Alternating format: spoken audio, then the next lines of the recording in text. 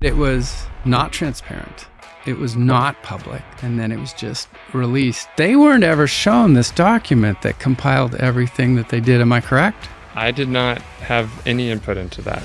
So this is largely political. Today I have Dr. Christopher Gardner from Stanford, who sat on the Dietary Guidelines Advisory Committee, and Dr. Beal from the Global Alliance for Improved Nutrition, who is one of 9 authors on the Scientific Foundation Review. 40% is crappy carbs. 40% is added sugar and refined grain. That is the big problem. That's why I went gaga, because none of us have ever said that could include 3 servings a day of crappy carbs, but that's been flipped. If I was Christopher and I spent 2 years on the committee and then it was just not taken up, I would be pissed. There was no mention of seed oil. I know, wasn't that interesting? Inadvertently, by recommending more essential fatty acids, it kind of is recommending seed oils. So this was so frustrating. Media is polarizing, social media is polarizing, that is just completely destructive and it doesn't move us forward in our health. Somebody's approached me about having a farting study and I'm really looking for the funding. Can you at least make them not smell so bad? Yeah, one of those.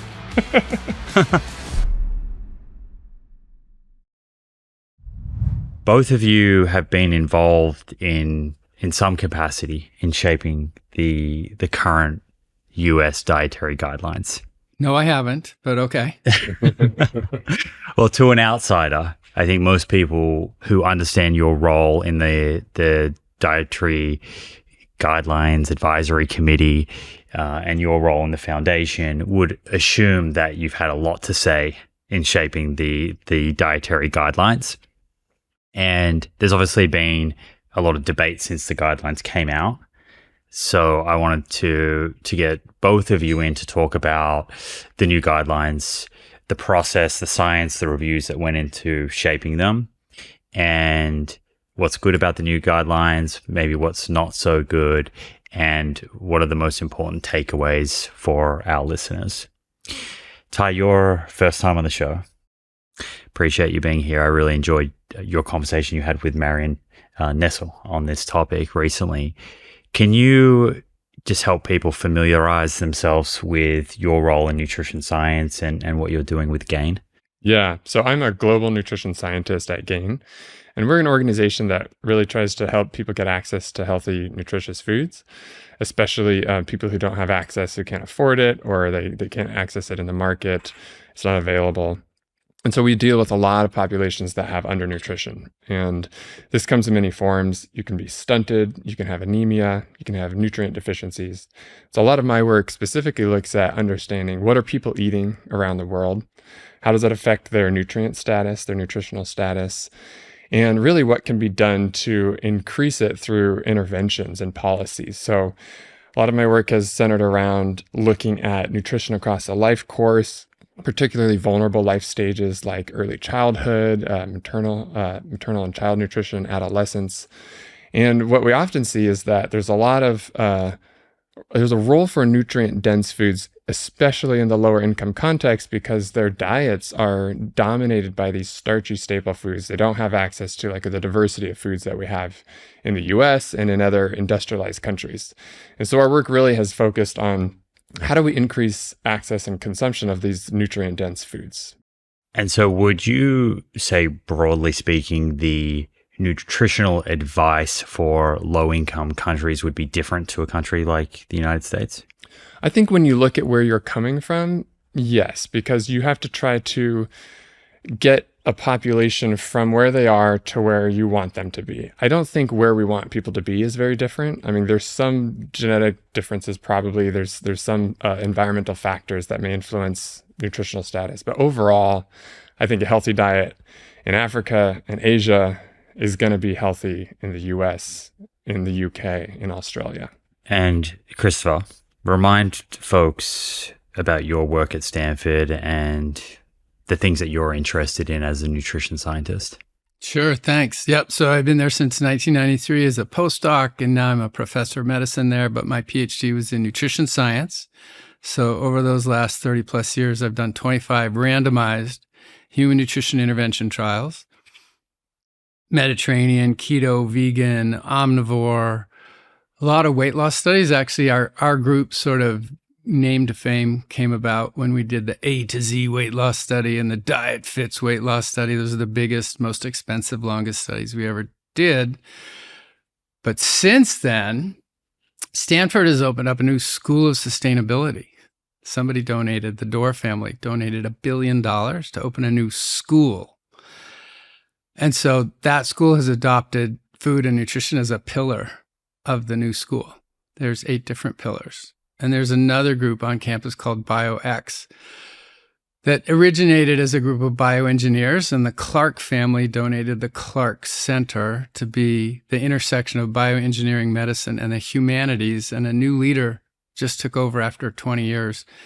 And she decided to make food the central theme of the whole building. And now she wants all 7 schools to participate in this. So I'm a little giddy at this particular moment because food is a super hot topic across all the different schools at Stanford. There's a running joke that we might rename the school Stan Food instead of Stanford. On sustainability, the current dietary guidelines in America don't really mention sustainability. I don't think they do at all. And you just mentioned there that it's part of your research interest. Ty, do you feel like sustainability and the impact of the human diet on the environment should be something that we're speaking about when educating the public about what a healthy diet looks like? I think that's a very tricky question. I think ideally you want people to care about the environment. We know the food system has a big impact on the environment, from land use, from biodiversity, from greenhouse gas emissions, et cetera, right? The trick is that we often don't understand people's preferences or desires for why they make their choices. And we can't necessarily force people to care about certain things. We know in general, the biggest driver of diet is more around what people prefer, preferences, what they're used to, and the cost of foods.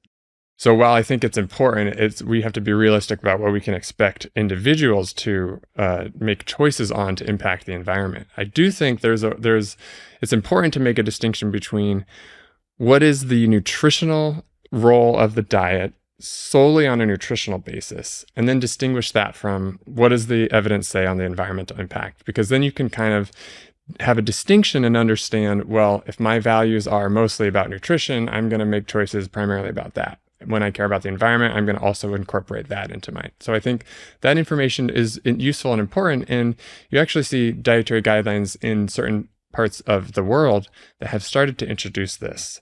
I think it's a little bit of a sticky issue because not everybody's values and preferences are the same. And I think that what I would like to see is a bit more of present the information and incorporate that as part of the approach, not necessarily as sneaking it in where you say, we got to have this type of diet because it's good for the environment. And it may mask some of the challenges, for example, with nutritional adequacy. I'm going to throw that back to you and just see if I'm hearing that correctly. So essentially what you're saying is it's not a perfect overlap between what you would say is the most optimal diet for human health and what would be the most optimal way of eating for the environment. And you feel like the public should understand the differences between those two. And what I'd like to see is the biggest lever on the food system side is how do we produce our food? How do we transport it? How do we raise and produce all of these different crops and animal source foods in the most sustainable way possible? I do think there's a role for the amount and the proportions, but overall, if you're to go to a grocery store as a consumer, it's very challenging to know what is the animal welfare of this, right? If you have enough money to go to Whole Foods, you can see the animal welfare rating, which is great. What about the environmental impact? We see a lot of products now showing sort of regeneratively raised. What does that mean? It's not even a who's enforcing right? that, right? Yeah. And so I think there has to be some realistic, coming to terms with how do we actually understand this at the level of where the food, the actual product that somebody's choosing at a grocery store versus is that some coming from the environmental impact analysis for some global analysis. And so I think I would not like to see a lot of the burden placed on the consumer for that. I would like to see it on the system. Consumers only have so much role, especially if you don't have the money I mean, for people who are just trying to make ends meet and you're going to be purchasing food, the last thing on their mind, if you're a poor person in any part of the world, is going to be, well, is this going to be good for the environment? You're trying to just get enough food and you're trying to get the right diversity of foods, right? So we should make it easy for people. The food available in the market should be sustainable. And I know that there's a role of not eating too much of certain types of foods, like potentially animal source foods, in that discussion. But I would like to see the focus away from the consumer and more on, there's a little bit of a role for the consumer, but mostly on the system itself. Is there anything you'd add to that? Well, this is such a great opportunity to get into the politics and the DGAC versus the DGA. So I agree with most of what Ty says. But it'd be a great way to introduce the confusion here and whose responsibility it is, if you want to let me go there. Let's do it. So 2015 was a big year. And to bring that up, brings up the other issue that the Dietary Guidelines for Americans, which got started in 1980 by law, were supposed to be updated every 5 years. And they have. And so 2 years before the new 5-year report comes out, a panel of scientists is selected and assigned to look at this. And so let's go with abbreviations here. The Dietary Guidelines for Americans are often called DGAs, and who they pick for this to review the science is called the DGAC. It's the Dietary Guidelines Advisory Committee. And I want to really emphasize that advisory part. So after getting 2 years to do this, and I would love to talk about that process later, I want to jump ahead and tell you what happened in 2015 is that advisory committee handed off their report, as is always expected, to the Secretary of Health and Human Services and the Secretary of Agriculture. And the two of them come up with the Dietary Guidelines for Americans together every 5 years for that update. And they actually swap off who has the first role. So once a decade, each one is the lead of the every 5-year update. In 2015, I'm going to give you two examples. The committee advised that 3 to 5 cups of coffee a day was consistent with a healthy diet. It was sort of a quirky thing that not many people even know has been in there for a decade already. And it really had to do with looking mostly at the impact of caffeine and the amount of caffeine in coffee and what that would do. And when they handed over that advice, the secretaries accepted it and said, yeah, this is an advisory document. We can take the advice we want, but we don't have to take it if we don't want. And that same year, they advised linking food to the environment. And Tom Vilsack, head of the USDA, at that point said, absolutely not, coloring outside the lines, completely dismissing that topic, not even relevant to the Dietary Guidelines. Now, the irony there was pretty stunning because almost every year since the Dietary Guidelines have come out, there's been a recommendation to be physically active. So it seems to be a little bit hyperbolic or just hypocrisy here. They'd say, oh, the environment is off the table. That's not food. The Dietary Guidelines are about food. But one of the reasons many of us recognized that physical activity is there is from industry pressure, as they were pressuring creating too many calories and too much food addiction for people who are getting overweight, as they get slammed for providing too many nutrient-poor calories. They could say, well, it's not the food that we're making. It's that people aren't being physically active enough, and it's their personal choice. They shift the blame. That's the problem. So no joke or no surprise, politics are always a part of the Dietary Guidelines update. If you look at data in the US, by some markers, iron deficiency in women of reproductive age, so 15 to 49 years, is around a third of women. And so I think for that population, the unprocessed red meat can play more of a role, right? But for a lot of people, it's going to potentially increase risk, especially if it's that fatty meat. So it comes down to what that person's priority is. Priority in their baseline and their needs. Today's episode is brought to you by Prolon.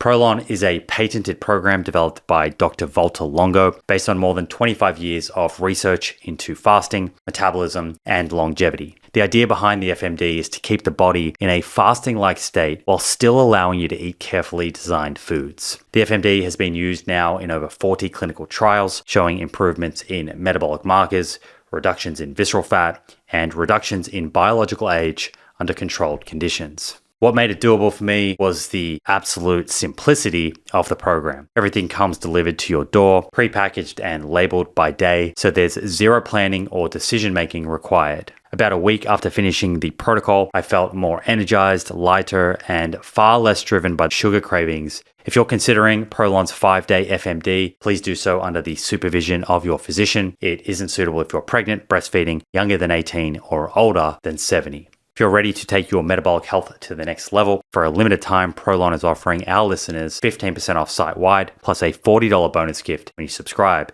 to their 5-day program. Just visit prolonlife.com/theproof. That's prolonlife.com/theproof to claim your 15% discount and bonus gift.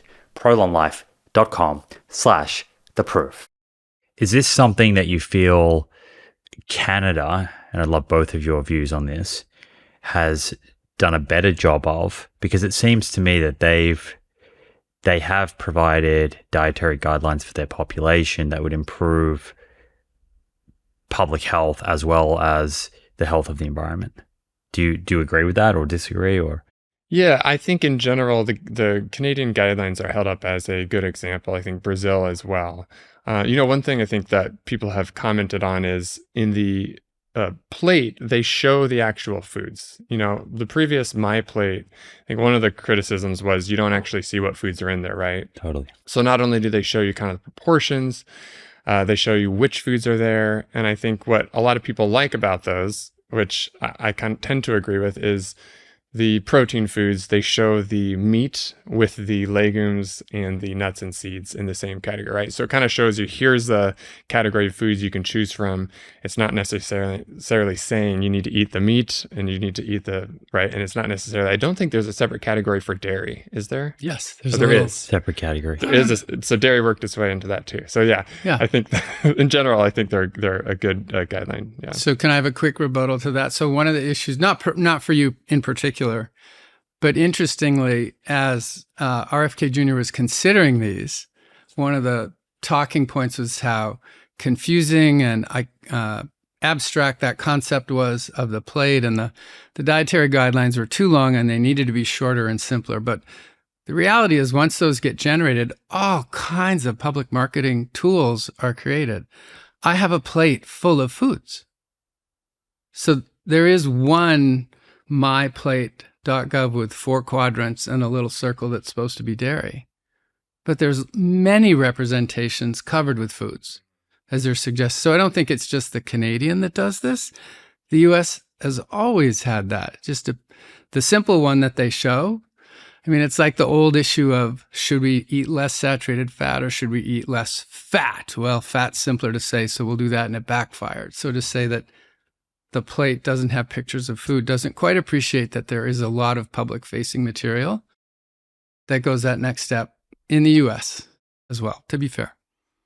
But Canada's is nice, and some of the other countries also do. There's a Asian pagoda, and there's another country with a rainbow, and there's some real fun representations.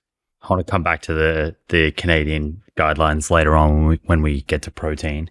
But before we actually get into the guidelines and the process behind them, at a high level here, when you look at the chronic disease burden in America and how the average diet relates to that is affecting the risk of those diseases, I'm interested in how each of you would kind of summarize what are the main problems with the American diet. Yeah, I mean, I can go first. I think the main obvious problems with the diet is that it's predominantly ultra-processed or highly processed foods. I don't think all ultra-processed foods are harmful, but in general, the highly refined extracted foods that do not contain a lot of the nutritional value that can increase risks for chronic diseases. So think donuts, chips, right, sodas. The sugar-sweetened beverages, I think in general, are one of probably the least controversial food out there in terms of being a health risk and having no nutritional value. And then I think these refined carbohydrates are also a problem, especially the refined flours. And when you combine those, the refined ingredients like refined flours, refined oils, with the right amount of salt, sweet, texture, right? Like the crispiness of it. If you notice the types of foods that are kind of often overeaten, they're really quick to eat. You can eat a lot of calories in a short amount of time without really feeling satiated. So I think the general, like at a high level, it has to do with the quality of the foods that we're eating. That's the biggest issue with the diet in the US. And those foods, would you say the main way that they're affecting risk of chronic disease is through the overconsumption of calories? I think so. I think there are many different ways that they do this. So without overconsumption of calories, there's risk for cancer from certain types of foods, right? Processed meat, ultra processed foods, even sugar sweetened beverages. You have risk for cardiovascular diseases. You have risk for diabetes that could be independent of the pathway of excess consumption of calories. But I think by far the largest contributor is through that pathway of excess calorie consumption and weight gain. And we see that in the data. 3/4 of adults in the US are overweight or obese. So that is the primary issue. I think that if we were to focus on one thing, it would be that excess calorie, excess weight gain. And I'll come to you in a second. But on that chunk of the diet, I think did you say 50% of calories or maybe even more? I think 60% of the US diet is ultra processed. So it's a lot. And in adolescence, it's closer to 2/3 of the diet. If we think about the opportunity cost, what that's displacing from the diet, if people were eating less of that, what, in your view, would they be best eating more of? I think this comes down to a lot of personal choice. So, for example, legumes like beans, nuts, seeds, those are very underconsumed in the US. I think that most people would benefit from increasing consumption of those foods. At the same time, I think even just replacing these ultra processed foods with any minimally processed whole food, whether that's fruits, vegetables, whole grains, nuts, seeds, meat, fish, dairy, eggs, is going to have an impact, and it's going to be positive impact. Some people do better on more animal source foods, eggs, dairy, meat, fish, and other people do better on less animal source foods. Personally, I'm friends with people, I'm colleagues with people who are fully vegan or omnivore or on kind of the low carb animal based diet. And so I would like to see sort of this allowing there to be this diversity of preferences, because I do think the biggest issue is the overconsumption. So if people can sustain the diet long term, that is the key. And some people can sustain the diet long-term on a really highly plant-based diet and others on more animal-based diet. So I'd like to see that flexibility in there. My favorite paper, and I hope you'll show it on the show and have it flash across the screen, is a paper from Shan et al. It's National Health and Nutrition Examination Survey data across 20 years. It's like 1999 to 2020, something like that.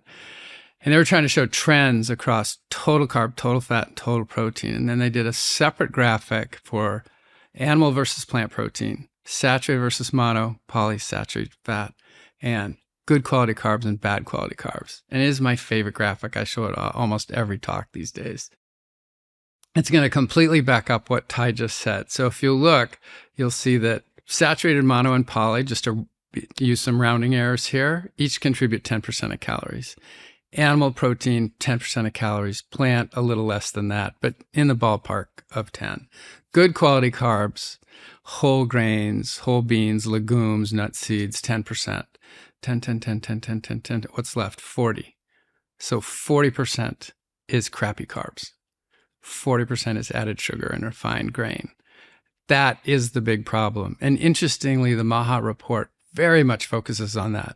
And they take a lot of pride in saying, never before has anybody radicalized this and focused so much on this. And I would like to get back to that, but let me finish that thought just for this immediate conversation. I've, for years, ever since doing our A to Z and our Diet Fits weight loss studies, have been stunned that most people do pretty well on any diet as long as it's a good quality diet and you get rid of the crap.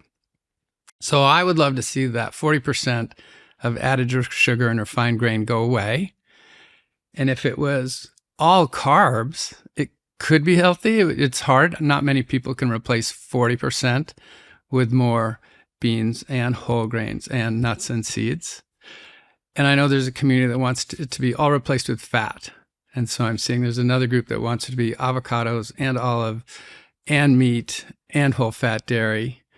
And I suspect for most people, if you replaced all that 40 with some combination of the whole foods in both of those categories, you would do so much better than the average American does. And I actually love the flexibility that comes with that. So it does suggest that if you got rid of the huge proportion of our diet that's ultra-processed food and mostly nutrient-poor carbs, you'd have a lot of flexibility in what you replaced it with. I'll end on the note that will be fun to come back to if you want to put it in the parking lot. Stunningly, the protein doesn't change much. I've had a fun insight from all the studies that we've done and looking at some others, that as people have radical changes in fat and carbohydrate, I'll cite some studies for you later. It's amazing how protein stays at 20% almost every time. On that, I think you just mentioned there that that protein, sort of half that's animal and half's plant.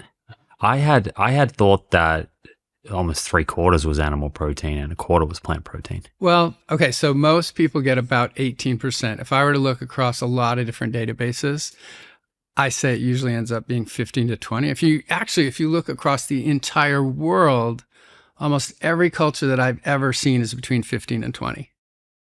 And so the high protein eaters, the high animal sourced food protein eaters are at 20 and the low animal sourced are at 15. But there is protein in everything up, as hopefully I've said on this show before. So it could be 10 and 5, or it could be 12 and 6, or it could be 13 and 7. So I don't know if it's 3/4, but it's much more than plant protein currently for the average population. But there's still a fair contribution. Yeah. And Ty, just coming back to you. So I think you said that some people do better eating a little bit more animal based, and others do better more plant based. And I would tend to agree with you that you definitely, there are, I have people in my life that would say the same thing. And you can, read all sorts of stories online.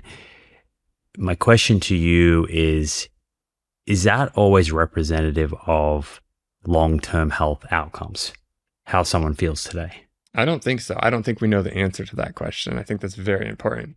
The time that people are on a diet has certainly a big impact on their overall health. I think from my understanding of the evidence, when you look at the trials that look at what people eat, there's this big distribution of what people tend to eat, and there's often distribution of their amount of animal source foods and whatnot, and the relationship to their biomarkers or their health markers. So without the data, because we can't randomize people to these studies, we're left with sort of looking at the cohort studies. I think most of the observational studies that look at people over time, many years or decades, they tend to show the correlation with more plant protein foods, right? I think that those observations are sort of seen. I don't think we know. We don't have really strong, high quality evidence to know. But in general, I think when you get into older age, you want to see quite a bit more protein, I think, from both plant and animal sources, or whatever people prefer. The bigger challenge there is more about what are people going to be able to consume, and energy needs decrease, muscle mass is being lost at a higher rate. And so I think there's in general, more protein foods would be beneficial regardless of what source they're coming from. I don't think my main response is I don't think we know, but I think it's important. It's an important question for sure. Given that we don't know for sure, let me tell you what we just decided recently. So I think we had a real fun identical twin vegan versus omnivore study. Ended up being a Netflix show that got an Emmy Award. So we're pretty happy about that. And we have a follow-up to that. We just are finishing this week, 120 firefighters are getting randomly assigned to plant-based versus omnivore. And so they aren't identical twins, but they're all firefighters, and they're all big, and they're all really active. And we didn't have any aspirations of making them all vegan. And so one group is getting a very plant-oriented, plant-rich diet. I now actually prefer plant-rich to plant-based. So plant-rich diet, because that includes other things. And they all got to eat fish and eggs and yogurt. So even within the plant world, and I've seen this in some of your writing, Ty, concentrated animal feeding operation beef is not the same as regeneratively farmed beef, is not the same as chicken, is not the same as fish, is not the same as yogurt within the dairy category. So even as we get to that animal part of the protein, there are a lot of options to choose from there. Didn't you guys write a paper on animal protein together? Yes, we did. And it was really fun. I was invited, and it was really go ahead. I can tell you about that, okay? Because I was working as a co-author on a paper. I was just a contributor of a paper that was around animal source foods and livestock and the health and ethical and environmental impacts, okay? It was led by a colleague, Frederick Leroy, a controversial colleague. Love you, Frederick. Really? Yeah. So anyways, we got a review back, okay? Very, very detailed review. And it was signed by Christopher Gardner. And I'm reading this review, and it's amazing. I don't know if you remember this. I didn't know I reviewed you. Go ahead, keep going. Very, very detailed, very thorough, and it was like very constructive feedback, right? And I knew, because I know your work, I knew sort of where you were coming from, and I thought, this person gave like a very thoughtful review. And so I specifically sought out Dr. Gardner to co-author this manuscript because, you probably know some of my work, and I try to be balanced, but I tend towards kind of emphasizing the nutrient density of, animal source foods, partly because of the work that I do, my research focus. So I can have this bias of like animal source foods are great, we need them.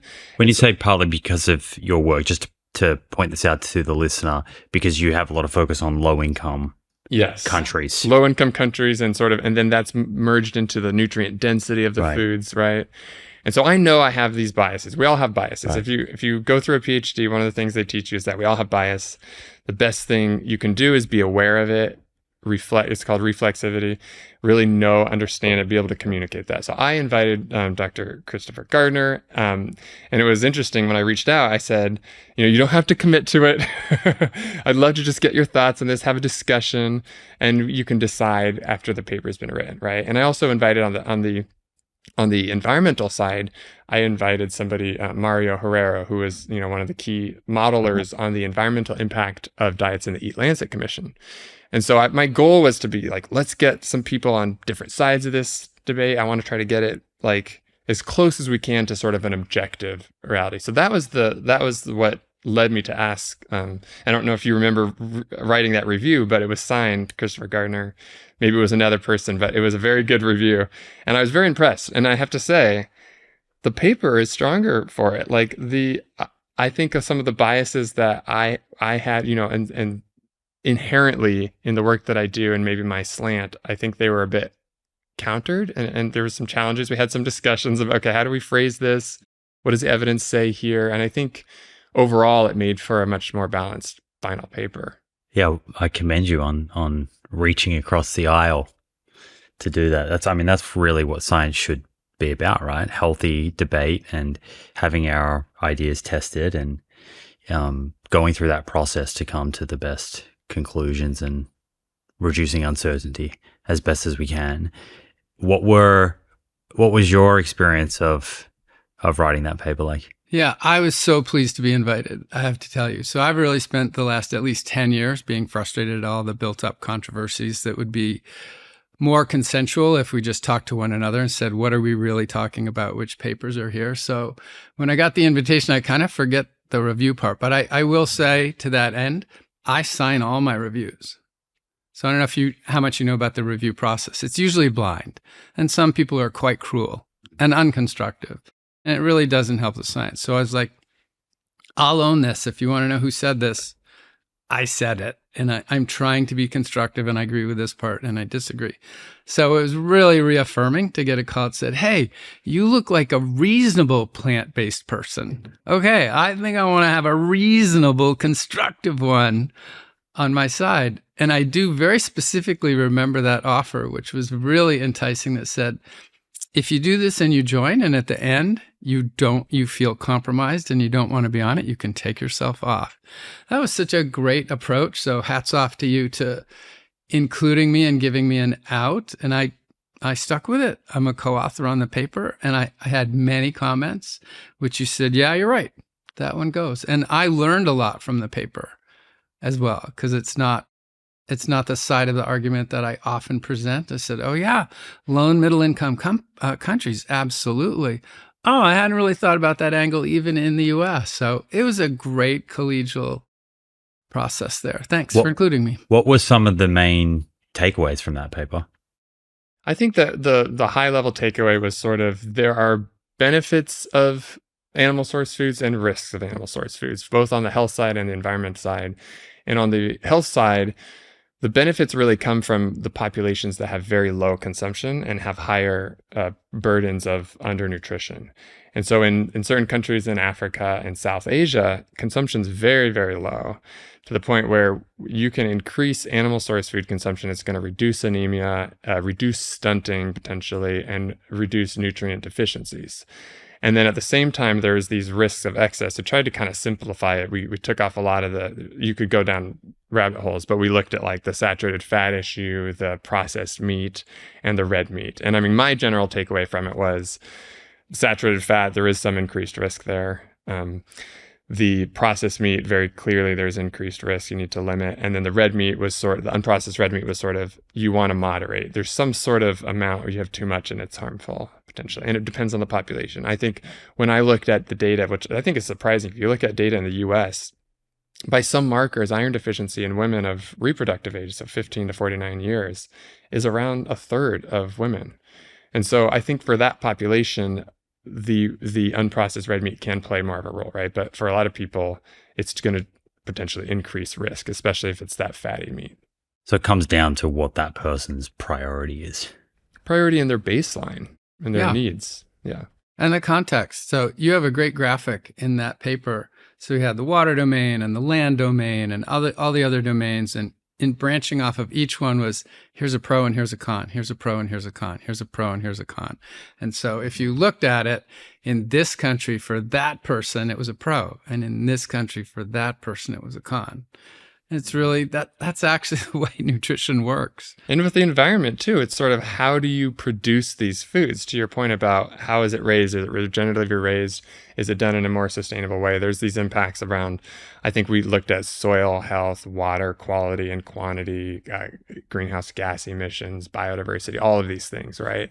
And in general, there's a big impact of all foods produced, but we were looking specifically at animal source foods, and there's a lot of potential environmental risk and harms. But there's a lot of options that you can do to improve them, right? So it's sort of looking at it constructively of how do you balance that and how do you understand what needs to be done to make sure that the foods we do produce are more sustainably produced. I was totally impressed with these people. They left all their biases at the door. And for every single thing that we looked at, all 20 members had to agree on the final conclusion. So there was no way for somebody to walk in and be very charismatic and outspoken and say, I know you all think this other thing, but I think this way. And by the way, I have a few conflicts. It was very transparent and very objective, and I was really proud to be part of the whole group. I love waking up and feeling light, not puffy, not inflamed, just clear-headed and ready to move, which for me is the biggest sign that I actually slept well. That's why I love 8 Sleep. The Pod 5 is a smart mattress cover that automatically adjusts temperature and elevation throughout the night to help you reach and maximize deep restorative sleep. When your sleep quality is dialed in, everything just feels different. Mood improves. Thinking sharpens, joints feel better, energy stabilizes, life just feels easier. And it's not simply about clocking more hours. It's about getting the kind of sleep that lets your body and your brain recover overnight. Use my code THEPROOF at 8sleep.com/theproof for up to $350 off the Pod 5 Ultra. You also get 30 days to try it at home and return it if you don't like it. But I'm confident you'll love it. Your body will thank you for this investment in better sleep. Do you know Dr. Hannah Ritchie? Yes. Yeah. Hannah's great. Yeah, I've had her on my show, and not to digress too much because we could probably speak for 3 hours about the environment. Her view tended to be similar to what you just explained, in that the animal protein that we do consume, there could be improvements to the way that it's farmed that benefit the planet. But generally, it seems that her sentiment is that as you shift to those more sustainable kind of regenerative systems, they're more extensive. They require a lot more space than the kind of CAFO factory farms, which most people agree are not so good. And the downstream consequence of that is that there's less kind of protein meat consumption for a unit of land, and that shift to that kind of better, more sustainable meat production system would inevitably mean less meat consumption at an individual level. Yeah, I think this gets down into the weeds. So if you want my view on this, give me your short take, okay. And we can leave room for another podcast. There's this debate if you're in the geography world, which I was in my graduate program. It's sort of the land sharing versus land sparing. It's sort of like, do you try to use as little land as you can and go super industrial, intensive production, high yield, or do you try to share the land? It's extensive, but the biodiversity and the ecosystem services can be better. And I think we need a bit of both. Like if you look at the evidence all around, we need to produce food more efficiently, but it depends on the context. And many contexts where you have maybe, like I'll give an example of in Africa. Many contexts in Africa, there are pastoralist cultures that essentially have been using the livestock on the land in a way that is relatively sustainable. It's extensive, so it's not going to be doing the high yield production that we have in the US and other industrialized countries. But there are a lot of ecosystem benefits from that process, because if they're kind of managed in a way that is improving the biodiversity and they're not overgrazing, they're not necessarily making things worse, there can be some potential benefits. You can take advantage of land that's not suitable for crop production, for example. And then, of course, all sorts of technologies. There's veterinary care services. There's potential things with medication, with vaccines, different ways, feed additives that can reduce the emissions. I just think that it's overly simplistic to think we should just go for really efficient production to reduce the emissions, because if you look at more of the regenerative, holistic perspective, circularity, there's a lot of opportunities to take advantage of crop residues, of stuff that's like distiller grains, things that are not for human consumption that would otherwise potentially be a problem. Even the manure issue, that can be a big problem with, if you don't process it in the right way, it can be an environmental risk. But you can also use manure naturally in systems to fertilize. And so I think there's just a lot of nuance around what part of the world are you in? What does the ecosystem look like? And so how can you produce foods, and which types of foods can you produce there? So if the ecosystem is a natural rangeland, it's going to be more suitable to have some livestock grazing. If it's a rainforest, it's going to be hard to have ruminants that are co-evolved with grasslands there, right? It's going to be very destructive to, obviously no one thinks it's a good idea to clear rainforest for grassland production of cattle, right? So I think it just depends where you're at. And if you're in the US, I would totally agree with your point there. So a simple way to move this forward in the US would be eliminate concentrated animal feeding operations, move the cattle to grassland and graze them regeneratively. The amount of meat that could be produced would be a fraction of what it is today. And US Americans would eat less meat and a better quality meat. I'm in. But Mark Hyman has pushed back multiple times and said, no, I've done the math. Mark, I don't know if you're listening, but I hope you are. We'll see what Ty says here. Yes, you can take all the cattle off the concentrated animal feeding operation. There's enough land for them all to graze. And every environmentalist I have ever talked to has said, in the US, not remotely possible. There are too many million heads of cattle to graze them. Would you agree with that? I think the answer is probably yes. You're not going to be able to produce the same as much. I think that's been modeled out in a few papers. Yeah.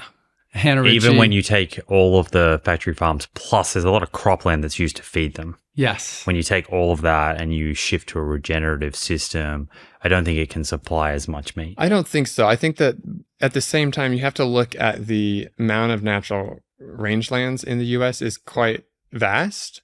And when you look at bison numbers, this is often stated, like we had 50 million, 30 million, 70 million, I don't know exactly, but tens of millions of bison in the Great Plains.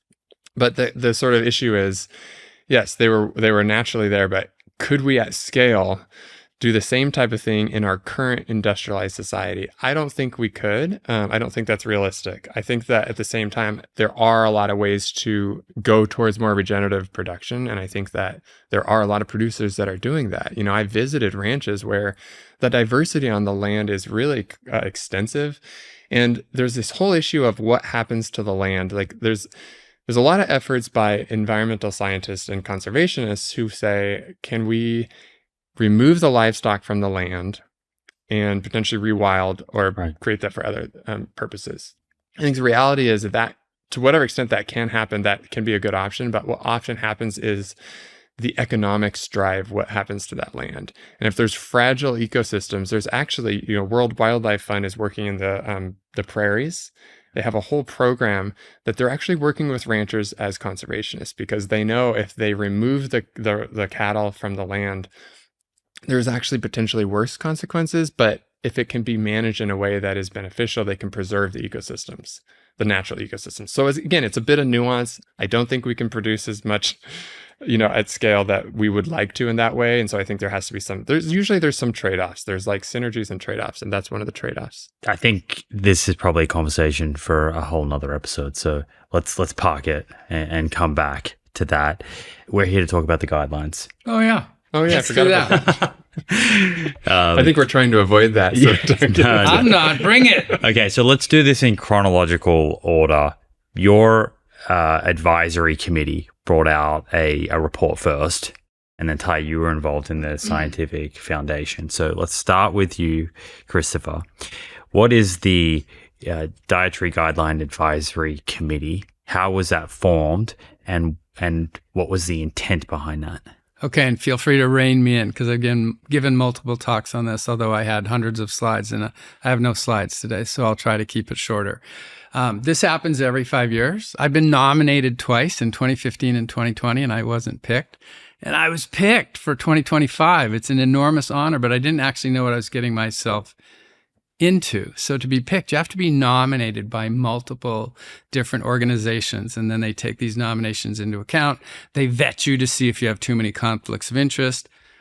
And to be honest, there are 20 of us, and by the time you get picked, many of them are senior nutrition scientists, and none of them are clean. I think maybe one of our 20 members had no conflicts, whatever. We all had some. Mine was Beyond Meat. I had taken some money from Beyond Meat to do a study that I've talked about in your show before. Anyway, when they get you, they say, are you sure you want to do this? Because just so you know, it's a 2-year commitment. It's free.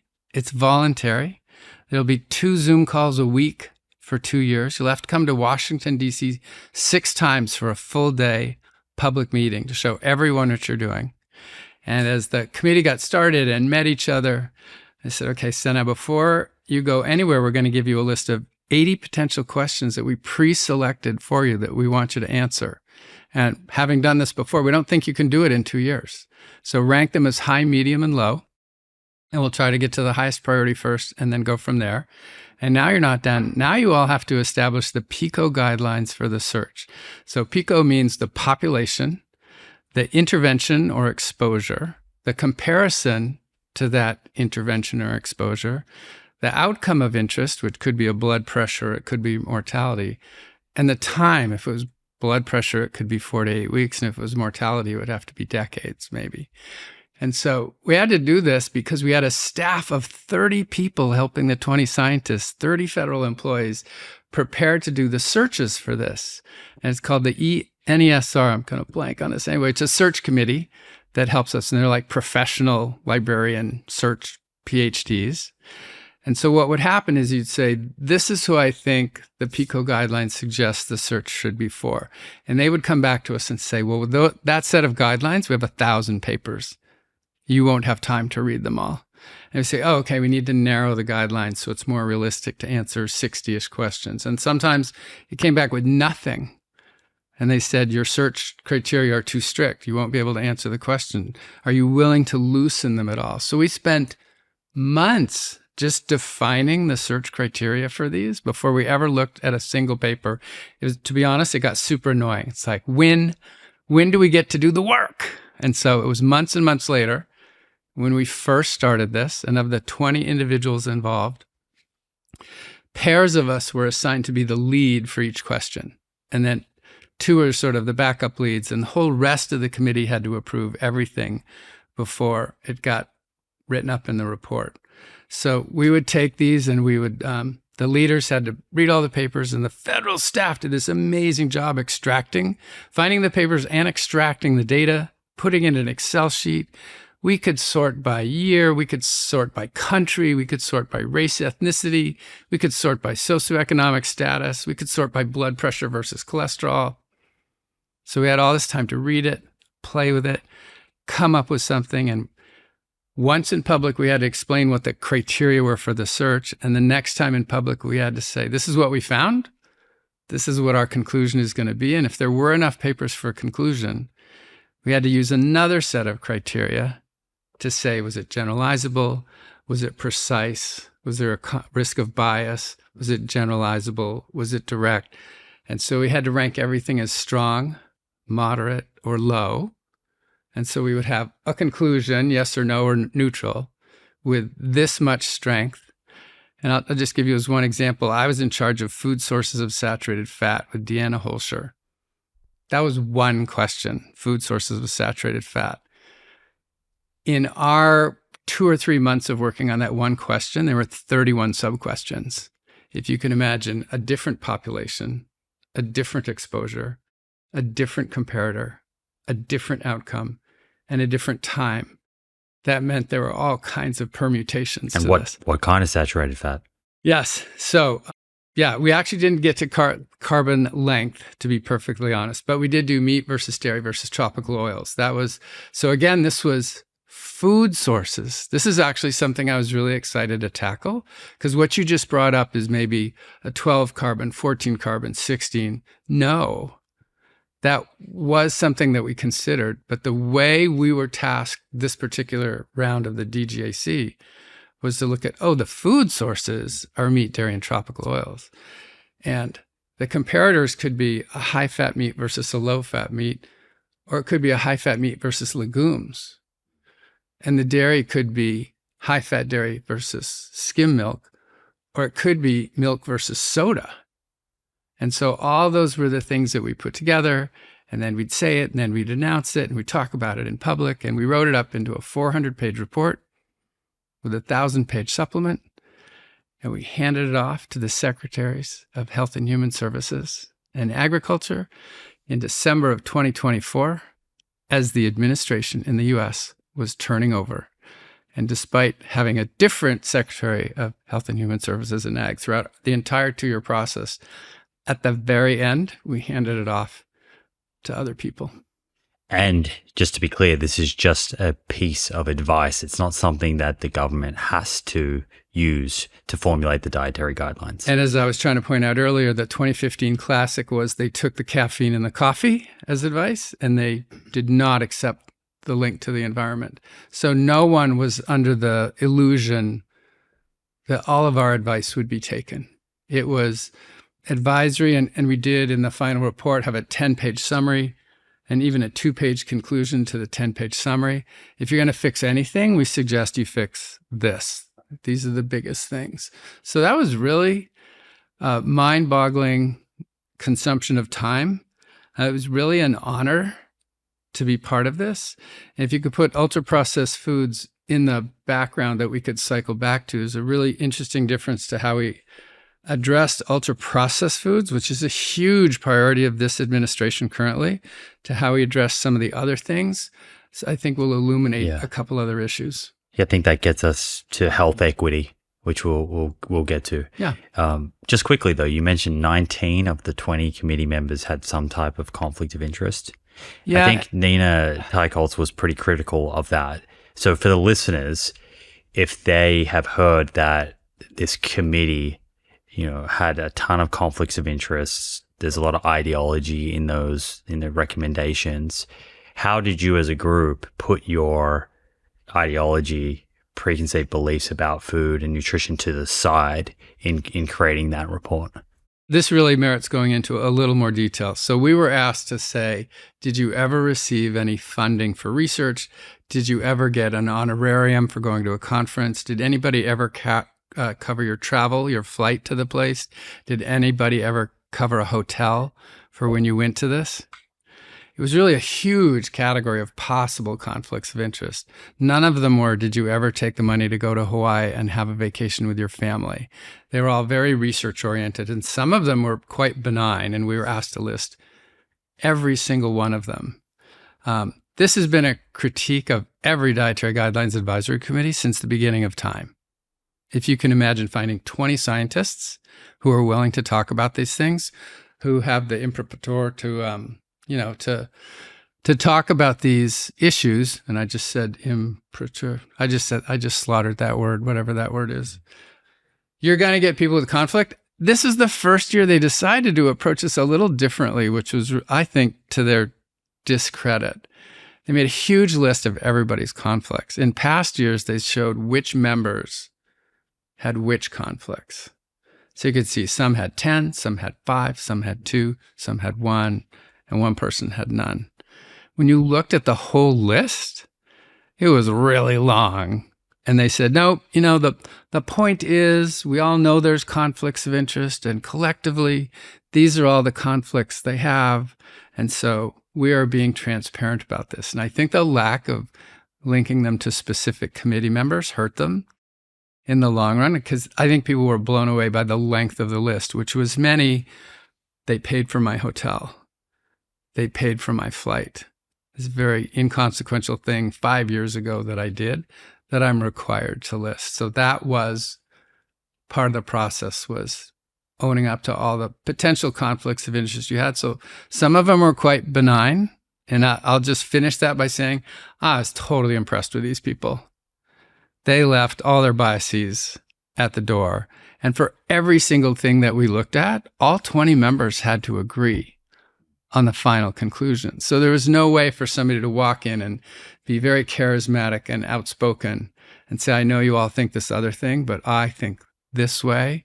And by the way, I have a few conflicts. It was very transparent and very objective. And I was really proud to be part of the whole group.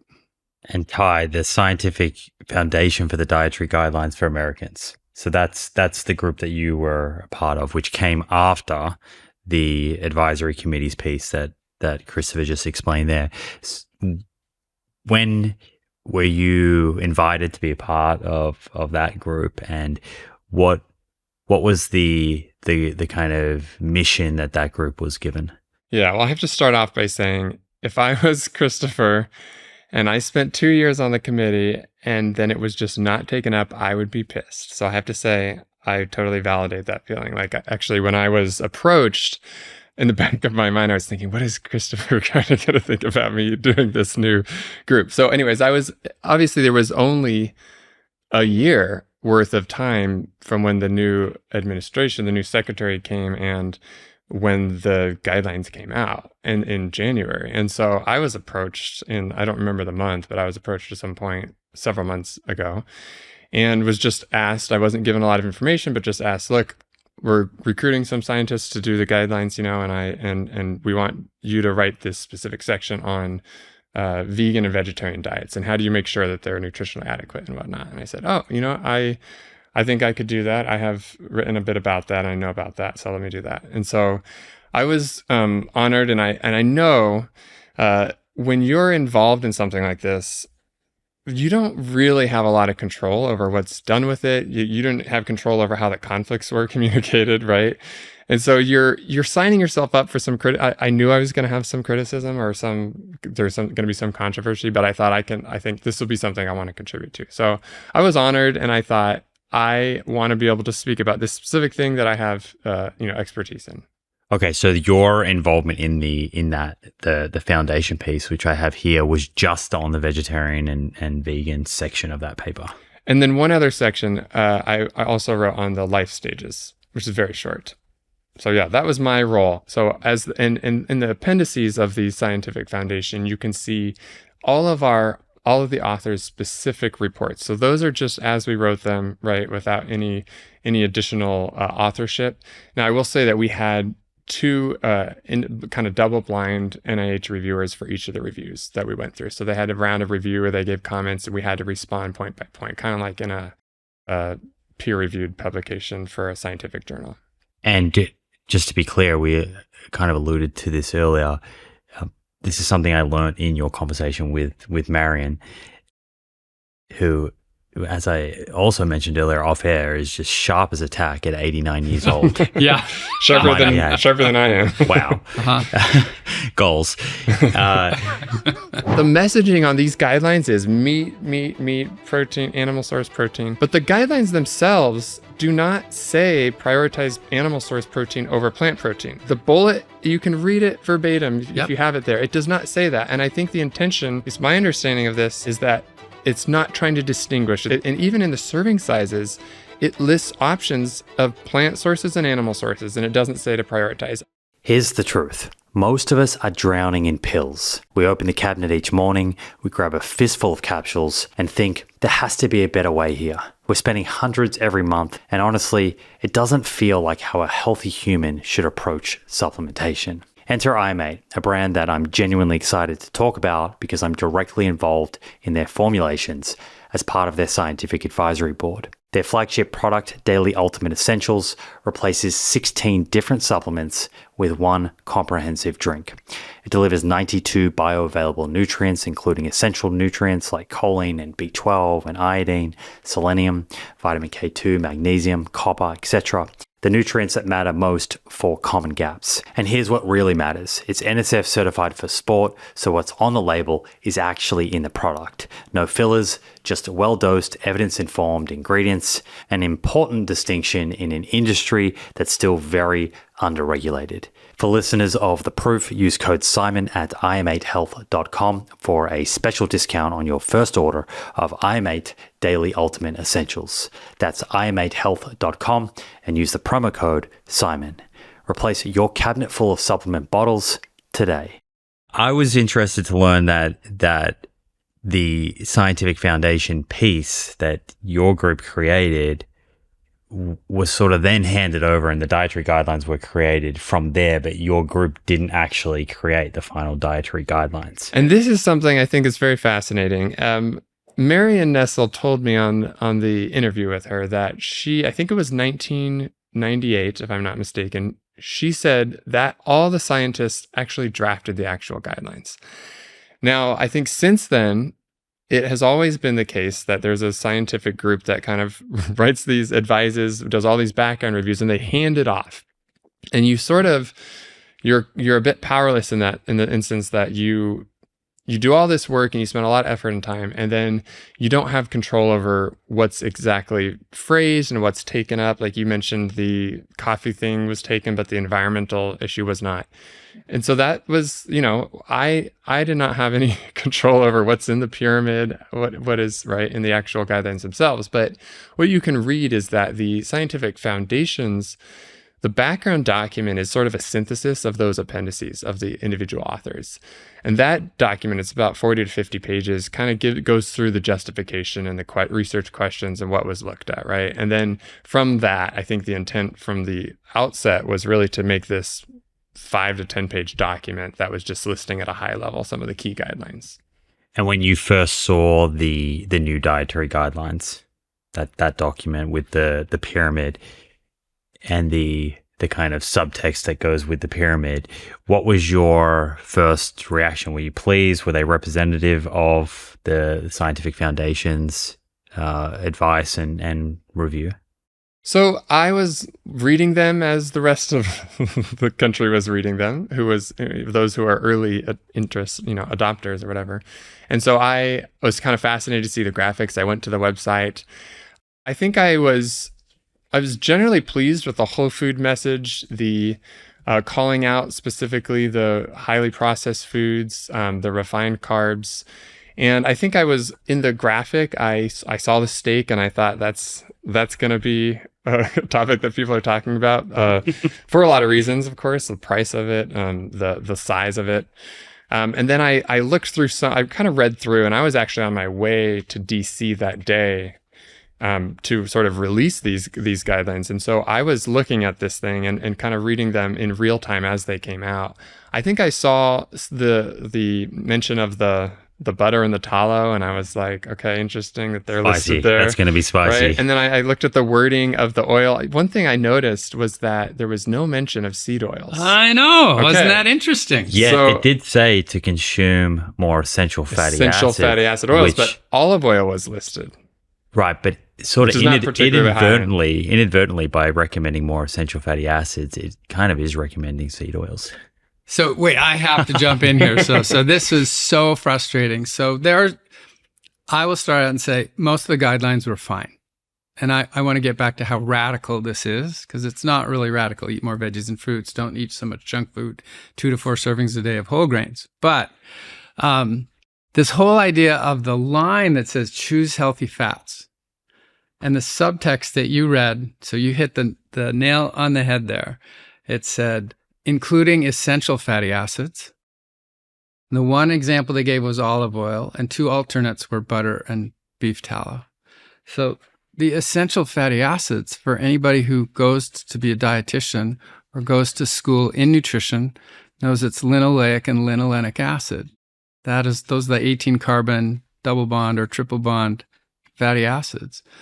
None of those are in olive oil or butter or beef tallow. So it was just sloppy. So the intent was okay. And you're right, it made it confusing because most of the quote unquote healthy fats / essential oils are some of the seed oils. And they didn't say seed oil. They said healthy.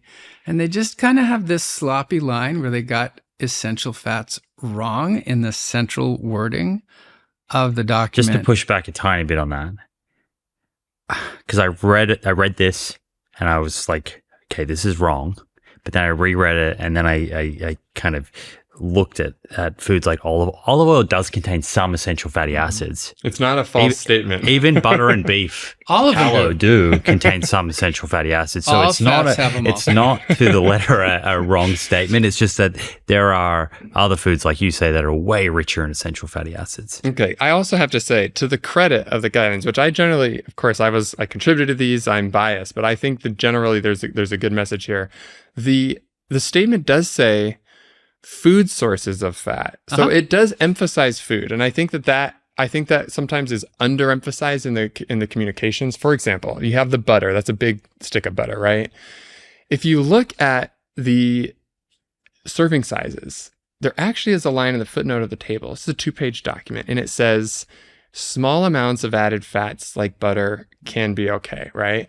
And so there is a little bit of that nuance, but it's not in the messaging. And so what I would have liked to see is messaging that sort of distinguish that, sort of like added fats and oils. And I think what you're seeing is probably the political process of trying to say the background reviews on saturated fat. If you look at the document, it doesn't really find a lot of strong. It doesn't say there's a lot of strong evidence for the 10% threshold, but then the threshold is maintained. Then you have this statement that says consume essential fatty acids in oils. And then it says like olive oil. I think that they're picking an oil that is the least controversial. Yeah. Right. And I think that it's phrased a certain way intentionally. Right. And I mean, for better or for worse, I think that was the intent, was to sort of get around some of those controversies, you know.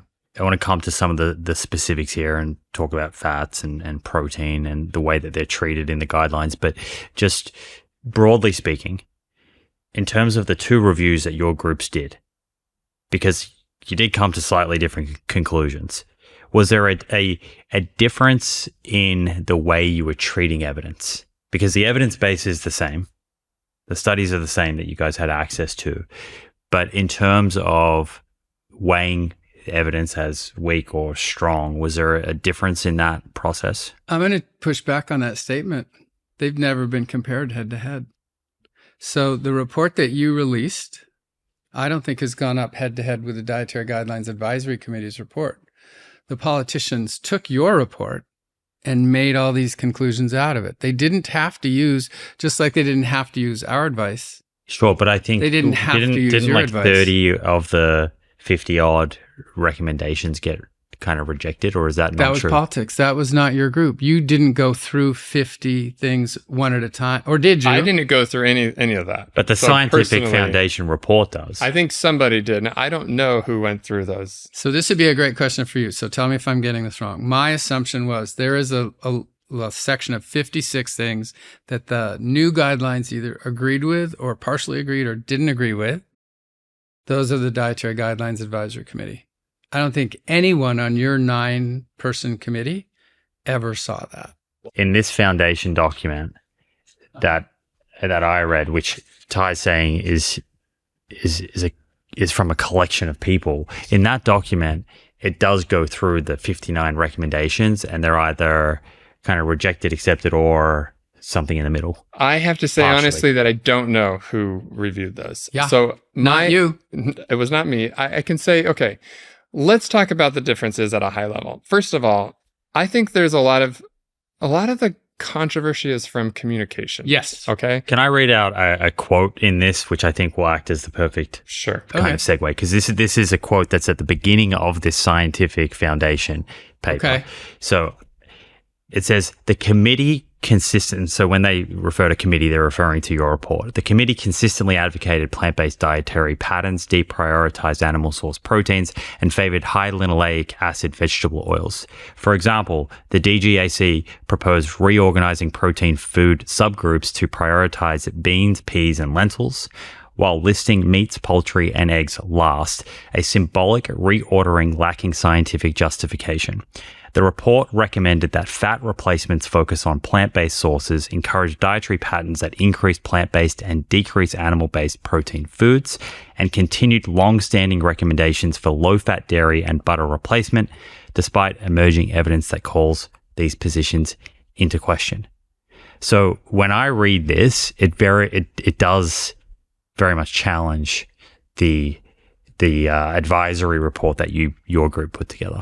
That's true, but Ty didn't write that. I know, and I'm not positioning this as a Ty But versus I don't think a Christopher they're thing. Where I'm getting at is that this Scientific Foundation report that was then used to create the dietary guidelines, it does reject a lot of the things that your group put forward in your advisory report. Yes, but so I really want to dig a little deeper here. So I read that, and I was thinking of you and Michael Gorin and some of the others who are on the committee.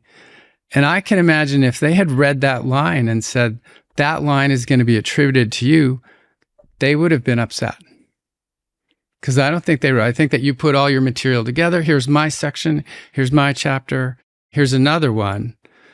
They weren't ever shown this document that compiled everything that they did. Am I correct? I did not have any input into that. So this is, I think, largely political, the way, and part of what they were framing was what a radical change this was, and they really picked the hotter button things. Let's Go talk ahead. about the get difference. Ty to comment on that. That statement that I kind of just read out in there, is that overall pretty reflective of your kind of position, semi-reflective or not reflective, even though your name's on that report. I didn't understand. read the full DGAC report, so I don't have enough, I don't think, awareness of all of the differences in there. Okay.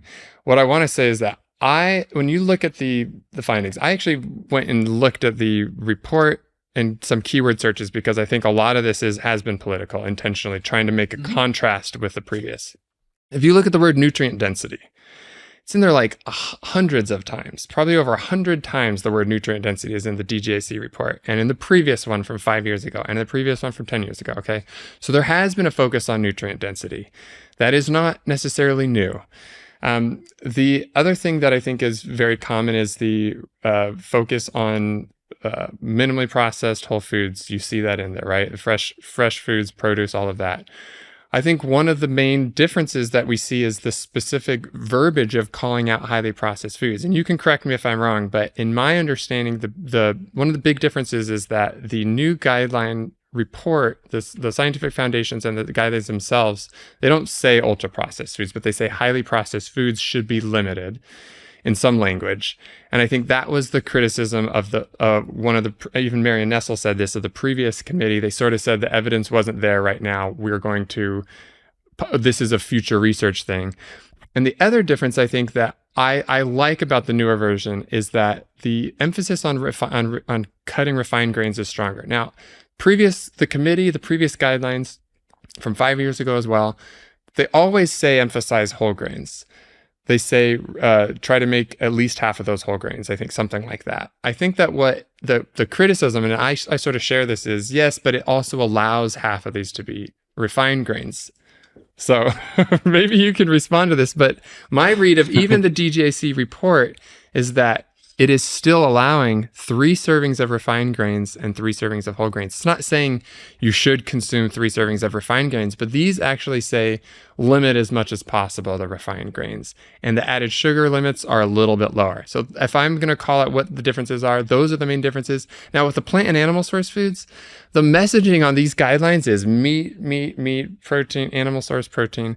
But the guidelines themselves do not say prioritize animal source protein over plant protein. Totally agree. The bullet, you can read it verbatim Yep. if you have it there. It does not say that. And I think the intention, at least my understanding of this, is that it's not trying to distinguish. And even in the serving sizes, it lists options of plant sources and animal sources, and it doesn't say to prioritize. I think that the order was probably intentional, just like in the DGAC, the order of the foods, right?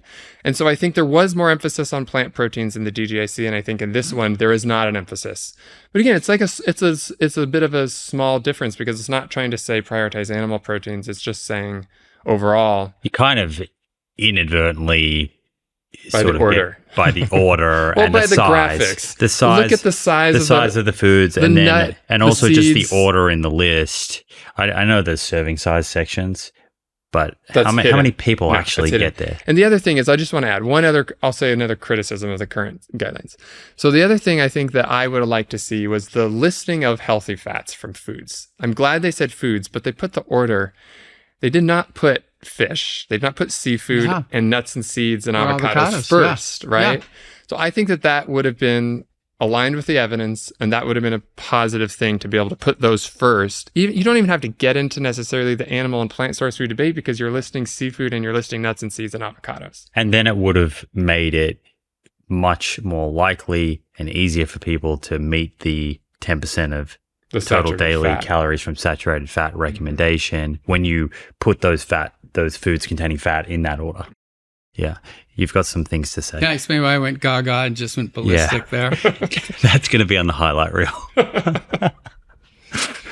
When the Foundation's report came out, and the very first line, sorry, I'm really going to cry here.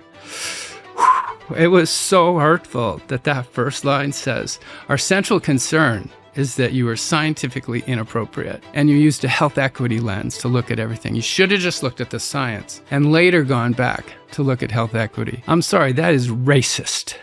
Over the years, I've tried all sorts of different cooking pans, and I've often found myself lamenting the fact that non-toxic options tend to be more food sticking and take a lot longer to clean. That's why we've recently switched our pots and pans to Caraway. Their cookware is made without toxic chemicals like PFAS, which means when we're cooking at home, we aren't worrying about what's leaching into our tofu or tempeh. The neat thing about these Caraway pans is that they've solved that trade-off. Not only are they well priced and free of toxins, but the ceramic surface is naturally non-stick. So we use less oil, the food doesn't stick, and we're genuinely spending much less time cleaning up after meals. Caraway's cookware set is a favorite for a reason. It can save you up to $190 compared to buying the items individually. Plus, when you visit carawayhome.com/proof, you'll get an additional 10% off your purchase. This deal is exclusive for listeners of this show, so head to carawayhome.com/proof or use the code PROOF at checkout. If you got your committee of 9 together with our committee of 20, I bet we would agree on almost everything, including the wording. But we never had that opportunity to share. I think they got your advice and they used it to make new guidelines. And they made the point that the old group didn't do it well. We found a new group that did it better. And that's why this is so science-based. I don't know. I'd push back a little bit. I know some of the views of like Don Layman and some True, of those. yeah. And I think that some of the views in that group are that saturated fats coming from whole foods is not a problem, that linoleic acid and seed oils could be a problem, pointing to like Ramsden studies and whatnot. So I still think there is some debate in there. I do, but if you got groups. us all in the same room, which I'm always anxious, which is why I'm super glad you did this with Ty and I right now, and we looked at the papers together, we would come to more of an agreement. But this half refined grain thing drives me absolutely berserk because, so if you look at the amount of grains people eat that are whole versus refined, it is almost all refined.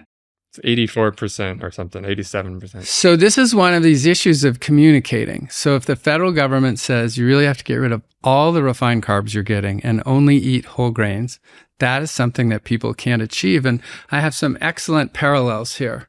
You will know these more than anyone. Dietary cholesterol, that original number of a cut point of 300 milligrams, was a made-up number. If you go back historically, there was a group that said, wow, there's a lot of heart disease and there's cholesterol in the plaque and people eat dietary cholesterol and it's probably too much. They eat like 500 milligrams a day. Let's recommend a cut point of 300. And we all know that 10 years ago, they abandoned the cut point. Part of the reason was there was no rationale. There was no scientific evidence for that number, which leads you back to the point was they were just trying to give people something reasonable to make a substantive change. So for the refined grain, for many, many years, all public health people have been saying, eat more whole grains, preferably all whole grains. But when the messaging comes out, the messaging is at least half of them. And it's almost like a plea. You eat so much friggin' refined grain right now. Could it at least half? But should the guidelines be meeting people where they're at, or should the guidelines be showing the healthiest way of eating? So this is a great point. So where are the guidelines used the most? American public has never followed the dietary guidelines. The places where they have the most impact are food safety net programs of the government, like school lunch. So if you make that 100% whole grain and no refined grain, that means going into every school in America and getting rid of pizza crust and hamburger buns and burritos and other things. Is that a problem if you have the replacement food and accessibility? So there's no money in schools to pay for the replacements, and those products are not available. So you could say that, and you could say the science is it should be all whole grains. And as the federal government at some level, you should have that responsibility and that capacity to provide the schools with the money and incentivize the food industry to make those. But everybody in the government knows that that would require an insane amount of regulation. Investment. An investment that you could not hold the food industry to right now. So there's one group that's saying, I'm pleading with you to try to get at least half. And there's another group that's saying, stand on the science and make it zero. Can I add one more point to this? And this would be a fun graphic for you to show on your podcast. So there's always been a graphic. Well, I know there was in 2020 and now there's in 2025. And they show all the food groups in the US and they show the percent below the dietary guidelines of 2020. I've seen it. And above. And it's all actually in two colors. It's sort of blue and gray, something like that. The 2025 added two colors. And one of the colors was orange, and it was showing it's above the recommendation in the wrong way. The reason they made it orange was to show that it's all bad.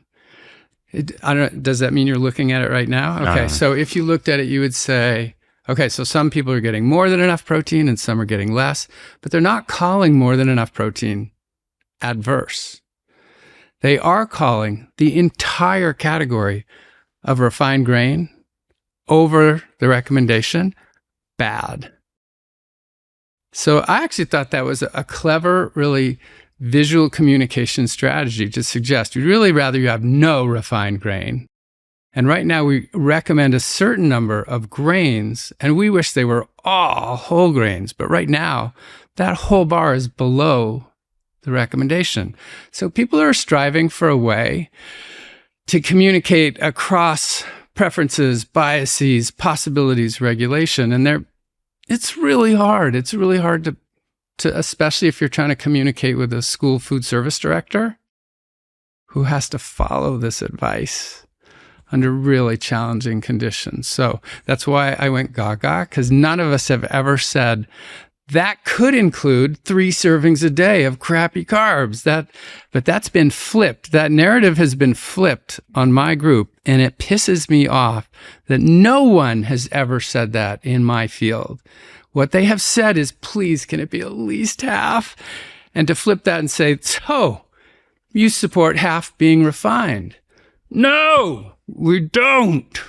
I agree, Christopher. Most people, and probably on the committee, do not, they would like to see as low as possible the refined grains. The only statement I think that's in there that does suggest that refined grains play a role is there's a statement in the previous DGAC and the previous guidelines that say to meet nutrient needs, refined grains, fortified refined grains help contribute to that process. Without them, we can't. There is a statement that says without them, you can't meet nutrient needs. And let me just finish real quick.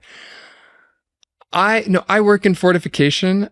It's not my main thing, but Gain does fortification work. I'm very supportive of fortification. It's a safety net. There's iodized salt has made a huge impact. There's a lot of other nutrients.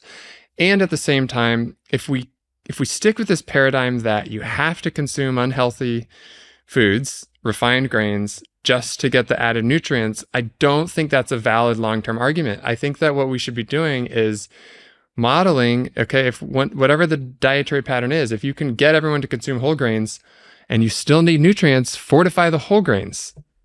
It's technically feasible. Rockefeller Foundation is doing a lot of efforts to fortify whole grains. There's a process, obviously, that you have to go from where we are to where we want to be. But I would not like to see the justification of consume refined grains for the fortified nutrients. And I'm not sure that was the intent, but I remember reading a statement in there that said something to that effect. And a lot of that is actually folic acid and neural tube defects. It actually goes way back to 1996, this decision to fortify refined grain with folic acid to prevent neural tube defects. And it's worked. It's been a public health success Let me just story. say how much it's worked, okay? Because we did a study in 2022. We looked around the world at a bunch of nutrients, but folate was one of them. In the UK, folate deficiency in women, reproductive age, was around 20%.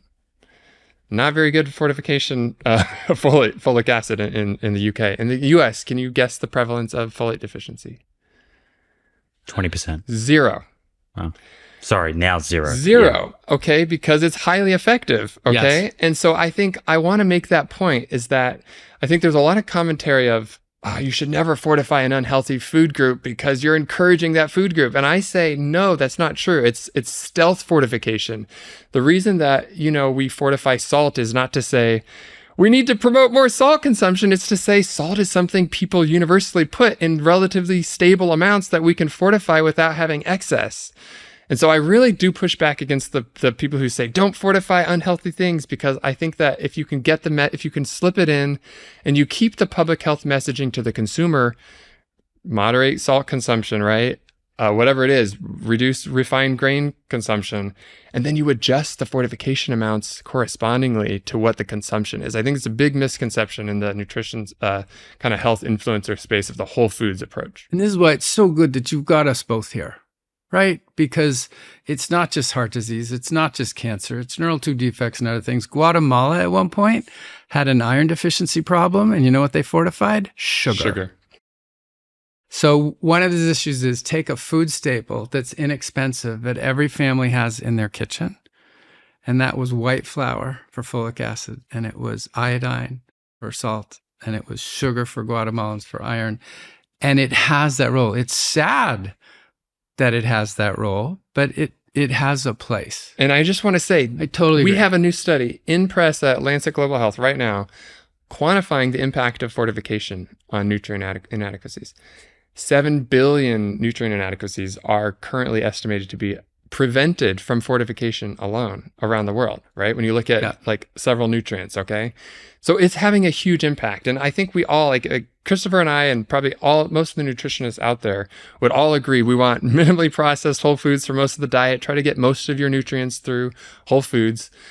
And at the same time, we have a lot of nutrient inadequacies. We need to address them. We need a safety net. And I think that those don't have to be in conflict, right? You can say reduce consumption of sugar, reduce consumption of salt, reduce consumption of refined flours, and you can adjust fortification and still try to fill gaps so that people don't have neural tube defects and child development issues from lack of iodine or whatnot, right? Did affordability and health equity also come into consideration when in your report when you were talking about ultra processed foods? No, not for all. Well, it came into consideration for everything, but so this is a different rabbit hole. Or can I go there? Because ultra processed foods is separate, and I wouldn't mind going back there. So this, I may cry. I may actually tear up at this point. So let me clarify the health equity issue, and I'd be curious to know what your impression of the health equity issue and the health equity lens was. So every Dietary Guidelines Advisory Committee for the last however many decades sort of got an extra topic. And in 2015, it was the environment. In 2020, it was infants. Prior to that, the Dietary Guidelines had only been for 2 years and older. And people say, what's the matter with infants? Don't they count? It's like, oh, well, we've handled so much. The U.S. diet is fairly safe and nutritious. Yes, let's do infants. And so for my group, it was suggested, and I don't know by who, that we take extra care to include health equity. And 2 of the 20 members were selected for their expertise in health equity. And what that meant was we got divided into 4 committees, 4 subcommittees, and everybody in the whole group of 20 was on 2. And so each of these 2 people were on 2 of the committees. So there's always someone represented. And the whole idea there was that as we reviewed the papers that we did, they looked to see if the papers had reported race, ethnicity, if they had reported socioeconomic status, so that there might be an opportunity to do a sub-analysis. My best example here is going to be going back to dairy and the whole fat dairy recommendation. Put the whole fat aside for a minute. 3/4 of the world's population is lactose intolerant.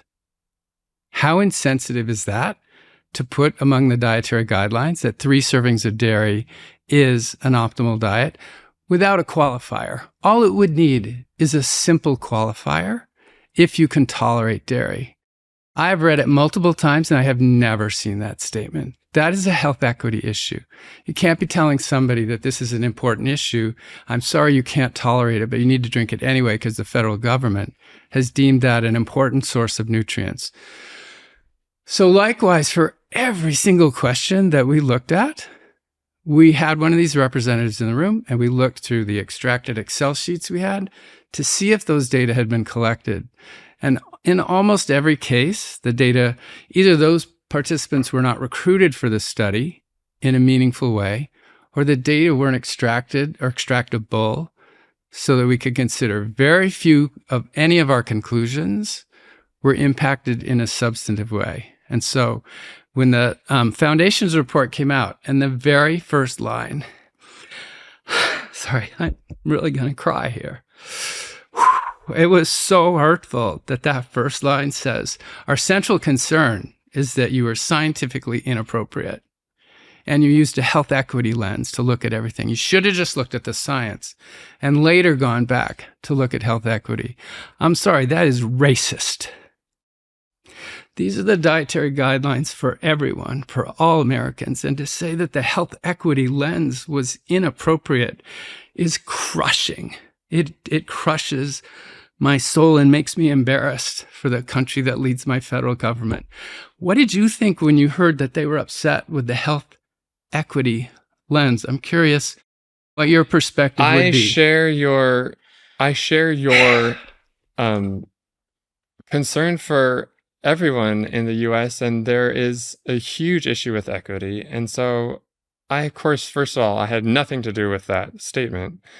I agree 100%. Health equity is part of health, and not just that, but social science about health equity is science still. There is a science of health equity. So I think that's a big problem. I didn't read it the same. I think when I understand how you took it, I read it as we want to take this in steps, but I don't think there's going to be, I don't see there being investment to make sure that people equally have access to all of this. I don't see that. And I also have the concerns around, the schools. So the school meal thing, I think you raised this earlier too, which is a huge point.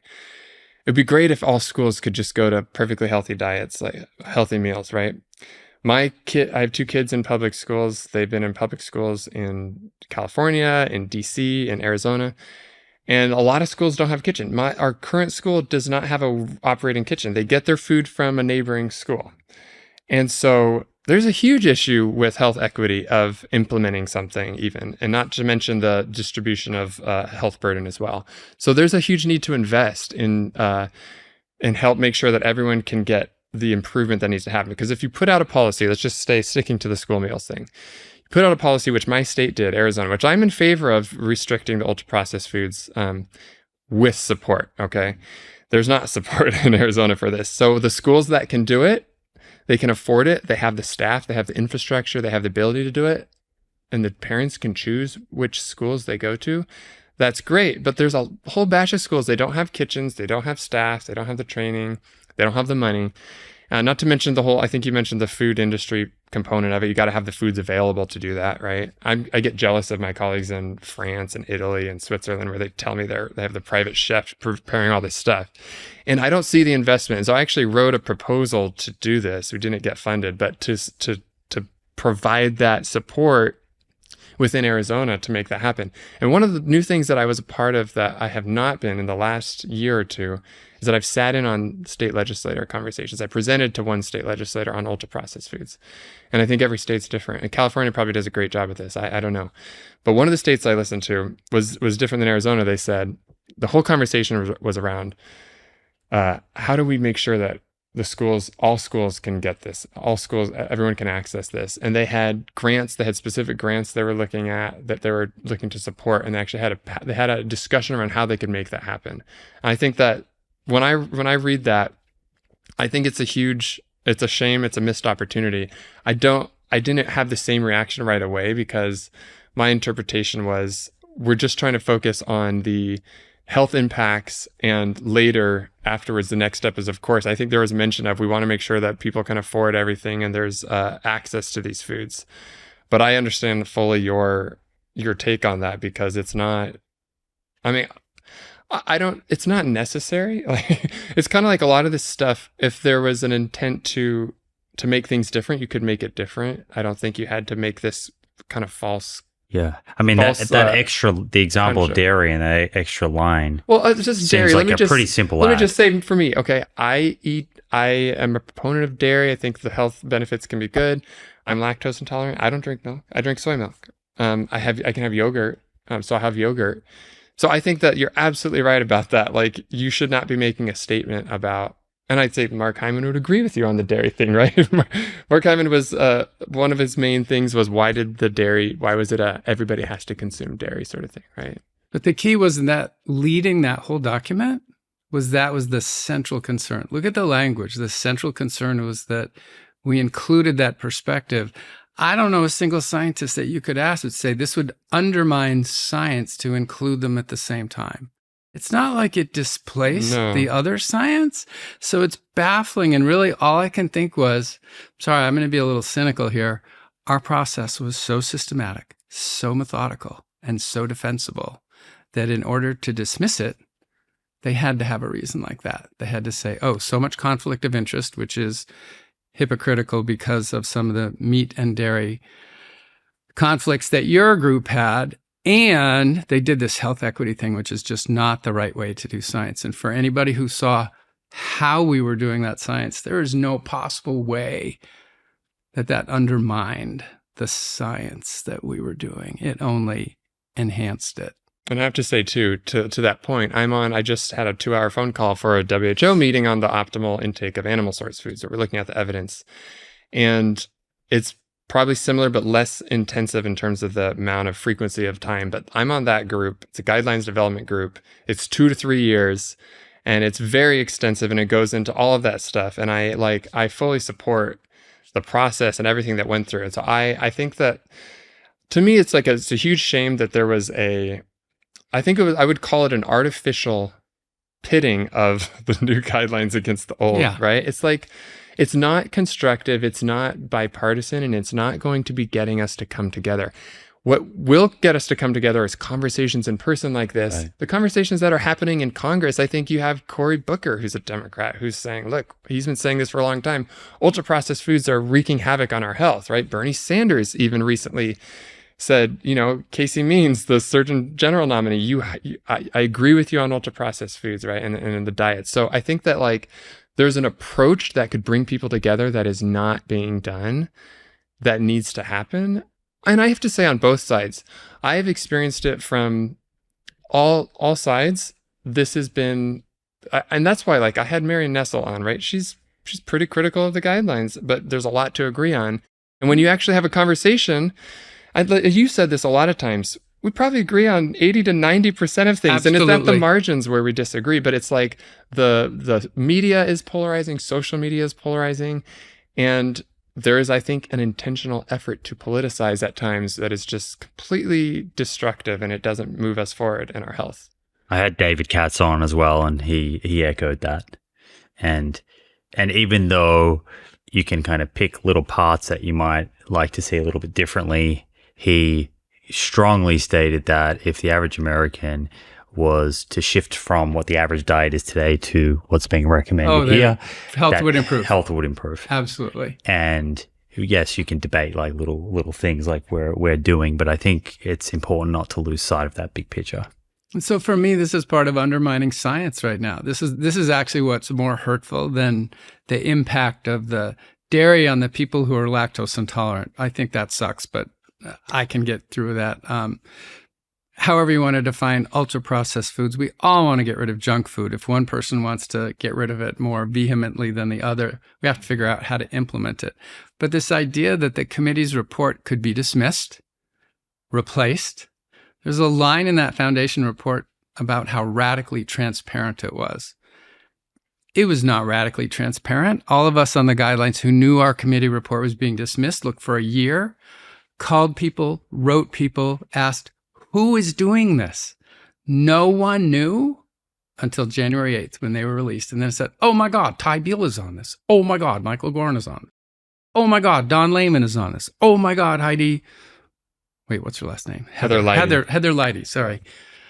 That's who did it, but it was not transparent. It was not public. And then it was just released. And I can't help but think that is just undermining trust in science. Say, oh, sorry, you 20 people who worked 1,000 hours on this after being selected in a very transparent way. We don't have to use yours. We're going to get another committee. And I feel like that leads to slandering your committee. Completely inappropriate. You guys all volunteered to do this. So it's like science is taking a hit. So here. your committee, it wasn't like your committee sat down and were kind of as a group coming together and saying, hey, this health equity lens that they've looked through has to go. There's a problem with that. I don't have one conversation about health equity on that. If these guidelines were more equitable, other than dairy, which you've mentioned, like what would the other main things you would have liked to have seen written in the guidelines? Oh, there really wasn't. There was not much. To be honest, most of our conclusions were, if you want to address this in the future, you're going to have to do a better job of collecting data on race, ethnicity, and socioeconomic status. One is the data collection part, and part is the recruitment. So quite often our conclusion was, maybe we should tie federal funding to the requirement that you show that you've recruited a diverse population so that you are representing all Americans. 9 times out of 10, that was our conclusion, that we don't have the data to do this, but it is a future goal that we be more representative. And that's true. The data we've collected is usually on white men for most conditions, right?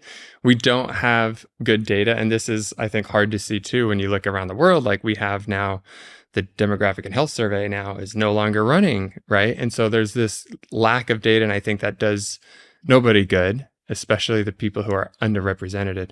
And we don't know what are their health differences. And I think one example of this is in diet quality. So I've done a project for many years with Gallup, the Gallup World Poll, on what do people eat around the world.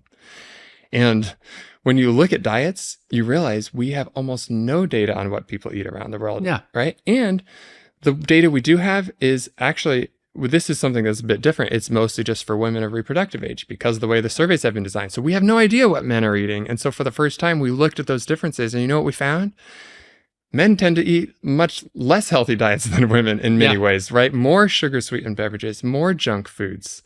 The one food that I think women have that are not as, they don't consume as much of the animal source foods in many low-income contexts where they need to consume more sometimes.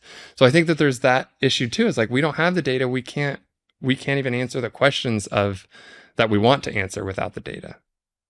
I read something actually that you told CSPI. You mentioned the meat and dairy industry. Yes. Just then.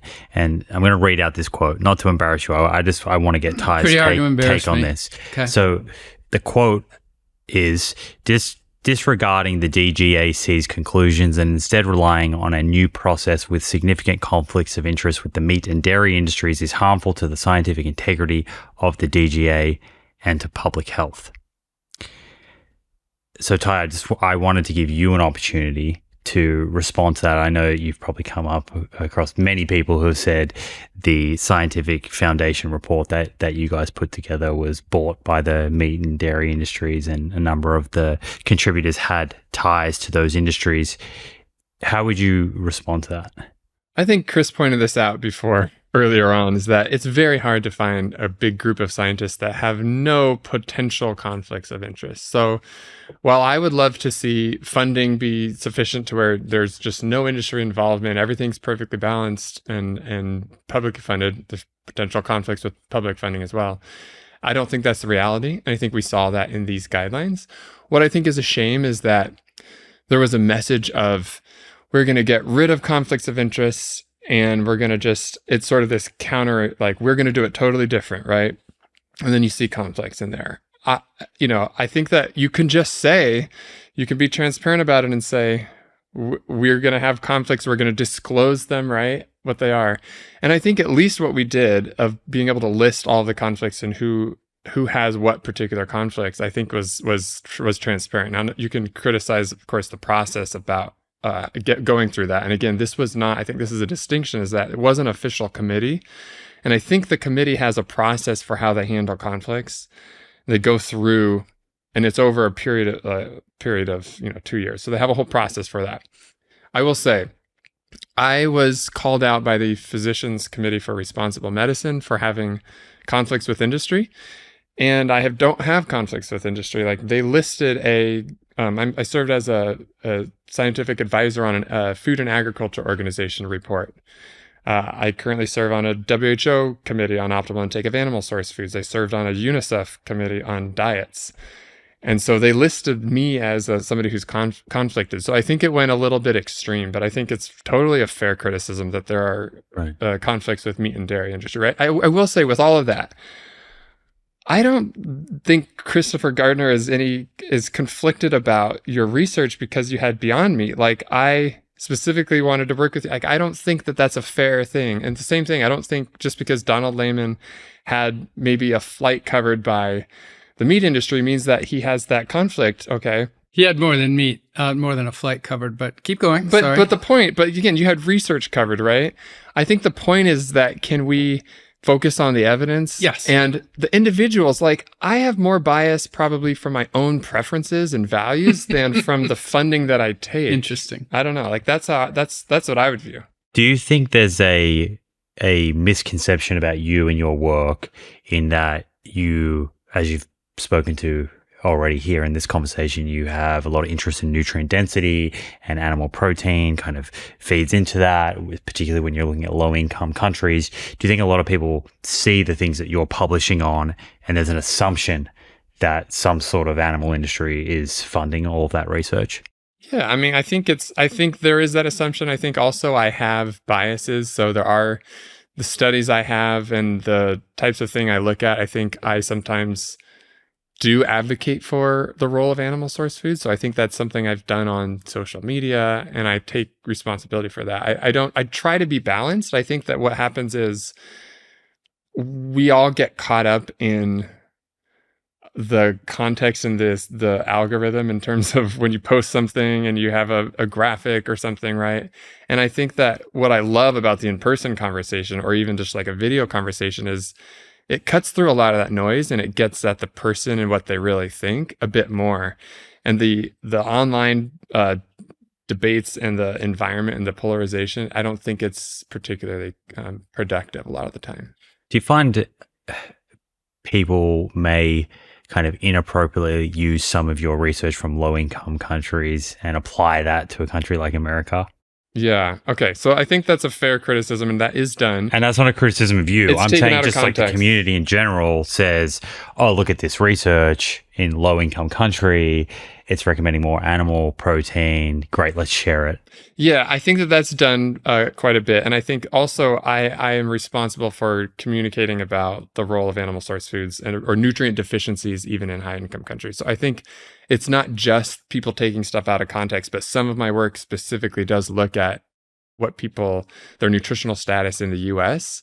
And so I think I have that concern. But like if I was to say what is the biggest problem in the US, it's definitely not nutrient deficiencies. Like by far it's chronic disease risk. It's just that I don't want to gloss over it. And I think like 1 in 3 women having iron deficiency is an issue. And it's something that can very easily be exacerbated if we don't pay attention to the nutrient density. And we should be able to talk about, okay, these nutrient deficiencies exist. They're real. They're important. How do we go about correcting for them and reducing the number of people with them whilst also still optimizing for chronic disease to the best of our ability? Both are important. Right. Yeah. You said something there that I think is really important. You said, these conflicts of interest, they exist on all sides, but we should focus on the evidence. And this kind of gets me back to something I said earlier, that not all evidence is equal. There's randomized controlled trials, there's epidemiology. And I just wanted to understand from both of you, mostly how you see nutritional epidemiology, because I think it's very polarizing. And there are people that certainly think you should probably throw most of it out, that it's not that great. And then there are others who are career epidemiologists and like Dr. Walter Willett, and that's kind of all of his research. So how do you see nutritional epidemiology and its utility in kind of helping us shape the things that we're talking about? I think we need both randomized controlled trials with very controlled diets and making sure we understand what people eat and we can control exactly what quantities. We can keep them in a ward, metabolic ward. We can't do that long term, and you can't usually do that with hard endpoints, or obviously you can't do that. It's not ethical to do that with hard endpoints. And so I think we need both. They tell you different things, and I think I get frustrated when people throw out epidemiology as it's just not useful. It's how do you ever know if there's a cause and effect? It's just correlation. You can never learn anything from that because it tells you something that you can't get from the short-term randomized trials. A lot of conditions take a long time to develop over time. There's a big difference between what people eat in a controlled environment versus what they eat in the real world. And so I think you need these data. What I like to look at is the overall evidence and the convergence. When you see things align from the randomized trials, from the observational data, I think you have much stronger evidence than when you see maybe the observational evidence suggests one thing and the randomized controlled trials don't agree with it. Then I would be more skeptical of the observational data. So I would look at it as both are important, but they tell you different things. Yeah, same thing. Everything he said, super frustrating for me to see somebody say, but on this particular area, they did not cite any randomized controlled trials. And I look at what the question was and I say, no one will ever conduct a randomized trial. It's not even possible or ethical or fundable to do this. So if you're going to wait for the randomized control trial, you're screwed. You're going to have to... How does ultra-processed food affect cancer mortality? Any of those, meat, seed oils. Do seed oils really kill you? Well, to really know, you'd have to randomize people and wait till they die. Or you could see what happens to their cholesterol or blood pressure or weight, which is my kind of study. I thrive on that. And every time I write up my paper, I say, and this could be linked to mortality or health or keeping you out of the hospital because of these observational epi studies. We really need them, but there'll never, for almost all questions in nutrition, there is never complete, adequate evidence to prove everything for every dose, every person, every source. Let's circle back to ultra-processed foods. Okay. That's a great topic for this. Yes, there's an idea out there, and I've had this conversation with numerous people, Christopher, that your guideline report was a little soft on ultra processed foods. And I tell you, this is particularly personal for me because while that was going on with the DGAC, I was the chair of the nutrition committee for the American Heart, and they had a scientific advisory underway. 10 people were focused on that one question for 6 months. And the Dietary Advisory Committee was supposed to look at 60 questions over 2 years and follow a systematic process. If you remember when we started this, you have to have the PICO guidelines. What's the population intervention comparison outcome time? And so when we gave the search committee those criteria, they said we can't find any randomized control trials. We know Kevin Hall did a really good one, but we're asking the question about weight, and a 2 to 4 week study on weight doesn't meet our criteria. Marion Nessel was super mad at us for this in particular, that she was one of the ones who criticized us the most that the DGAC gave ultra-processed foods a guide. Marion Nessel was also a reviewer for our American Heart Association guideline.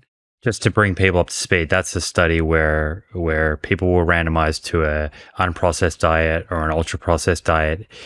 They were given food and just told to eat until they're satisfied. And they matched a whole lot of things like fiber and sodium and sugar and all the things between these two diets. The people in the ultra-processed, it's a crossover. So when they were eating the ultra-processed diet, they were consuming like 500 more calories a day. Per day, yeah. Right? Yeah, so pretty significant increase in calorie intake. It's an elegant design, but it's very controlled and contrived, and so it doesn't really have much generalizability. So you'd want to match that with something else. Interestingly, for our committee, remember I also told you we had to grade it on generalizability, risk of bias, impact, directness, precision.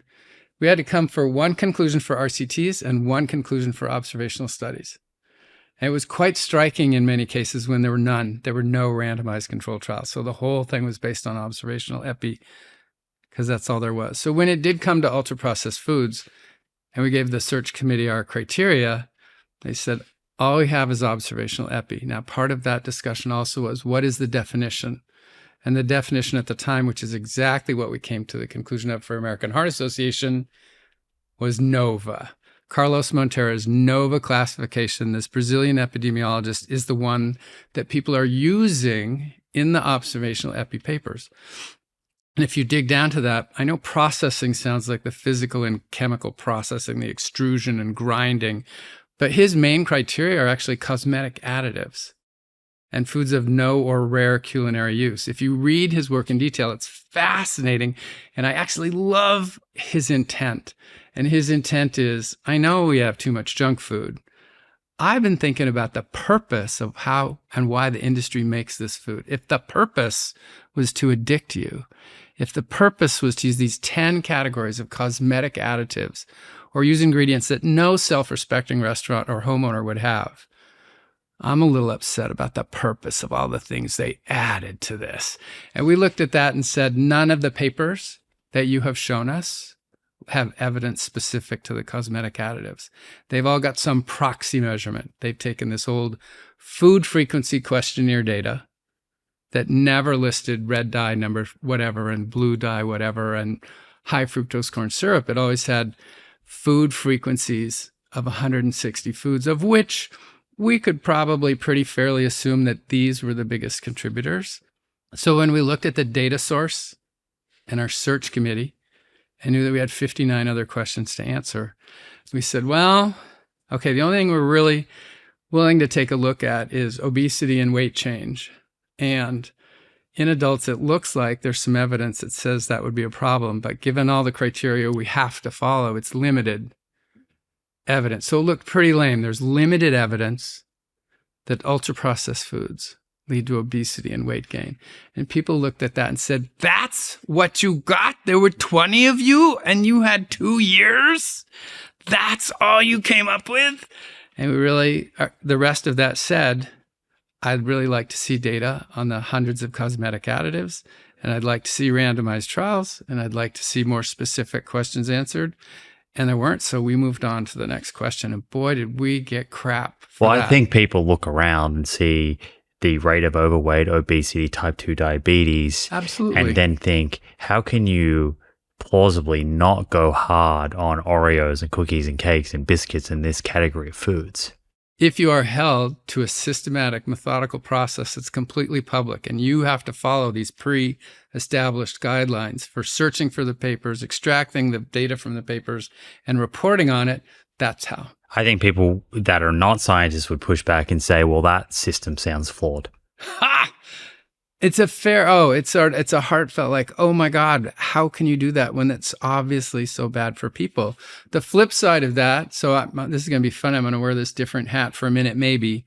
So if you're of the political persuasion that regulations shouldn't be overly harsh, and you've got a mom and pop group that put together this food, and they have one of these cosmetic additives in it, and they've started their own business, and they're just kicking off and making headway and making money, and somebody says, your food's going off the table. You've got one of those 150 cosmetic additives in it. And if they were to push back and say, do you actually have data on that one additive that we put in our food, the way we're serving it to the people we're serving? Said, no, we don't have data, but it sure sucks that people are eating so much junk food. And some of those would get swept up in that. And as Ty mentioned earlier, one of the early problems was there's things like whole wheat bread and salad dressings and some yogurt. There's one other category I'm forgetting where they were fairly nutritious and probably more nutritious than some other people could afford for other alternatives. And if you threw all the bathwater out with the baby, or the baby with the bathwater, sorry, it's hard. Yeah, those foods that you were mentioning are considered ultra-processed foods. So I actually have a whole set of slides that I use a lot now. I'll have meeting the classification of ultra-processed for a whole wheat bread and another one that doesn't. And this one is twice as much money. I have 2 yogurts, one that meets the category and one that doesn't. The one that doesn't is 3 times more expensive. And so I have a whole set of slides where I understand where you're coming from. But from a health equity perspective, this would actually get in the way of some people finding. Think of my favorite was the tomato sauce. The thing that got the tomato sauce in that category was the presence of high fructose corn syrup. So just as a very specific example, Simon, one of the things that I really think can come out of Carlos Montera's efforts is a reformulation. And the reformulation is getting some of those cosmetic additives out. I went to my local grocery store and I found 8 tomato sauces. None of them had high fructose corn syrup. Several of them had a symbol on the front that says, we have no high fructose corn syrup. And then I looked at the ingredients and they all had sugar. Metabolically, sugar is identical to high fructose corn syrup. High fructose corn syrup is cheaper. And so somebody could sweeten the American palate, putting that in the tomato sauce and enhance sales. That's why it's sort of cosmetic. And just to be clear, refined sugar is not something that classifies foods as Thank you. ultra-processed Yes, foods. that's a key point. That's the thing that people don't understand. Refined sugar does not count as ultra-processed. High fructose corn syrup does. And so at that point, for some of us, like, oh, some of this is a little arbitrary and it's a great idea. We know people are eating too much junk food. I'm not sure how this helps. So if I could just wrap up and say, when the American Heart Association did our scientific advisory, we said, this is a really cool idea. It's a little hard to quantify. We would feel comfortable pairing it with nutritional quality. So if you also took into account nutritional quality and you found the biggest offenders that were the most processed and the least nutritious, and you also found the ones that are the most nutritious and the least processed, we'd be happy to come together on those. But some other corners of this diagram where they're high in one and low in the other, you have to scratch your head a couple of times as whether you can really justify getting rid of those right now when some options aren't available. I thought the guidelines, coming back to those, actually did a pretty good job of speaking to highly processed foods and what to look out for. Yeah, I think one of the things I liked about the background document that, Michael Gorin led the section on the highly processed foods. He led it on the added sugars, refined carbs, and sugar-sweetened beverages. And one of the things that he did, and the background document shows us in an intro chapter, is sort of the Nova 4 foods plus the refined flours, and added sugars. So it's sort of like the foods we know are sort of the less healthy foods, grouped them together, called it highly processed foods. And I think there was also this recognition that there is this need to define the unhealthy types of processed foods. And I think that is one of the goals, is to have a better understanding of that. And I think if until then, we still have a lot we can act on. It's just, I don't want to get caught up on the margins. Like, I think we could say, what about the soy milk, the unsweetened soy milk, or the tofu that has something that kind of puts it into the Nova 4 category?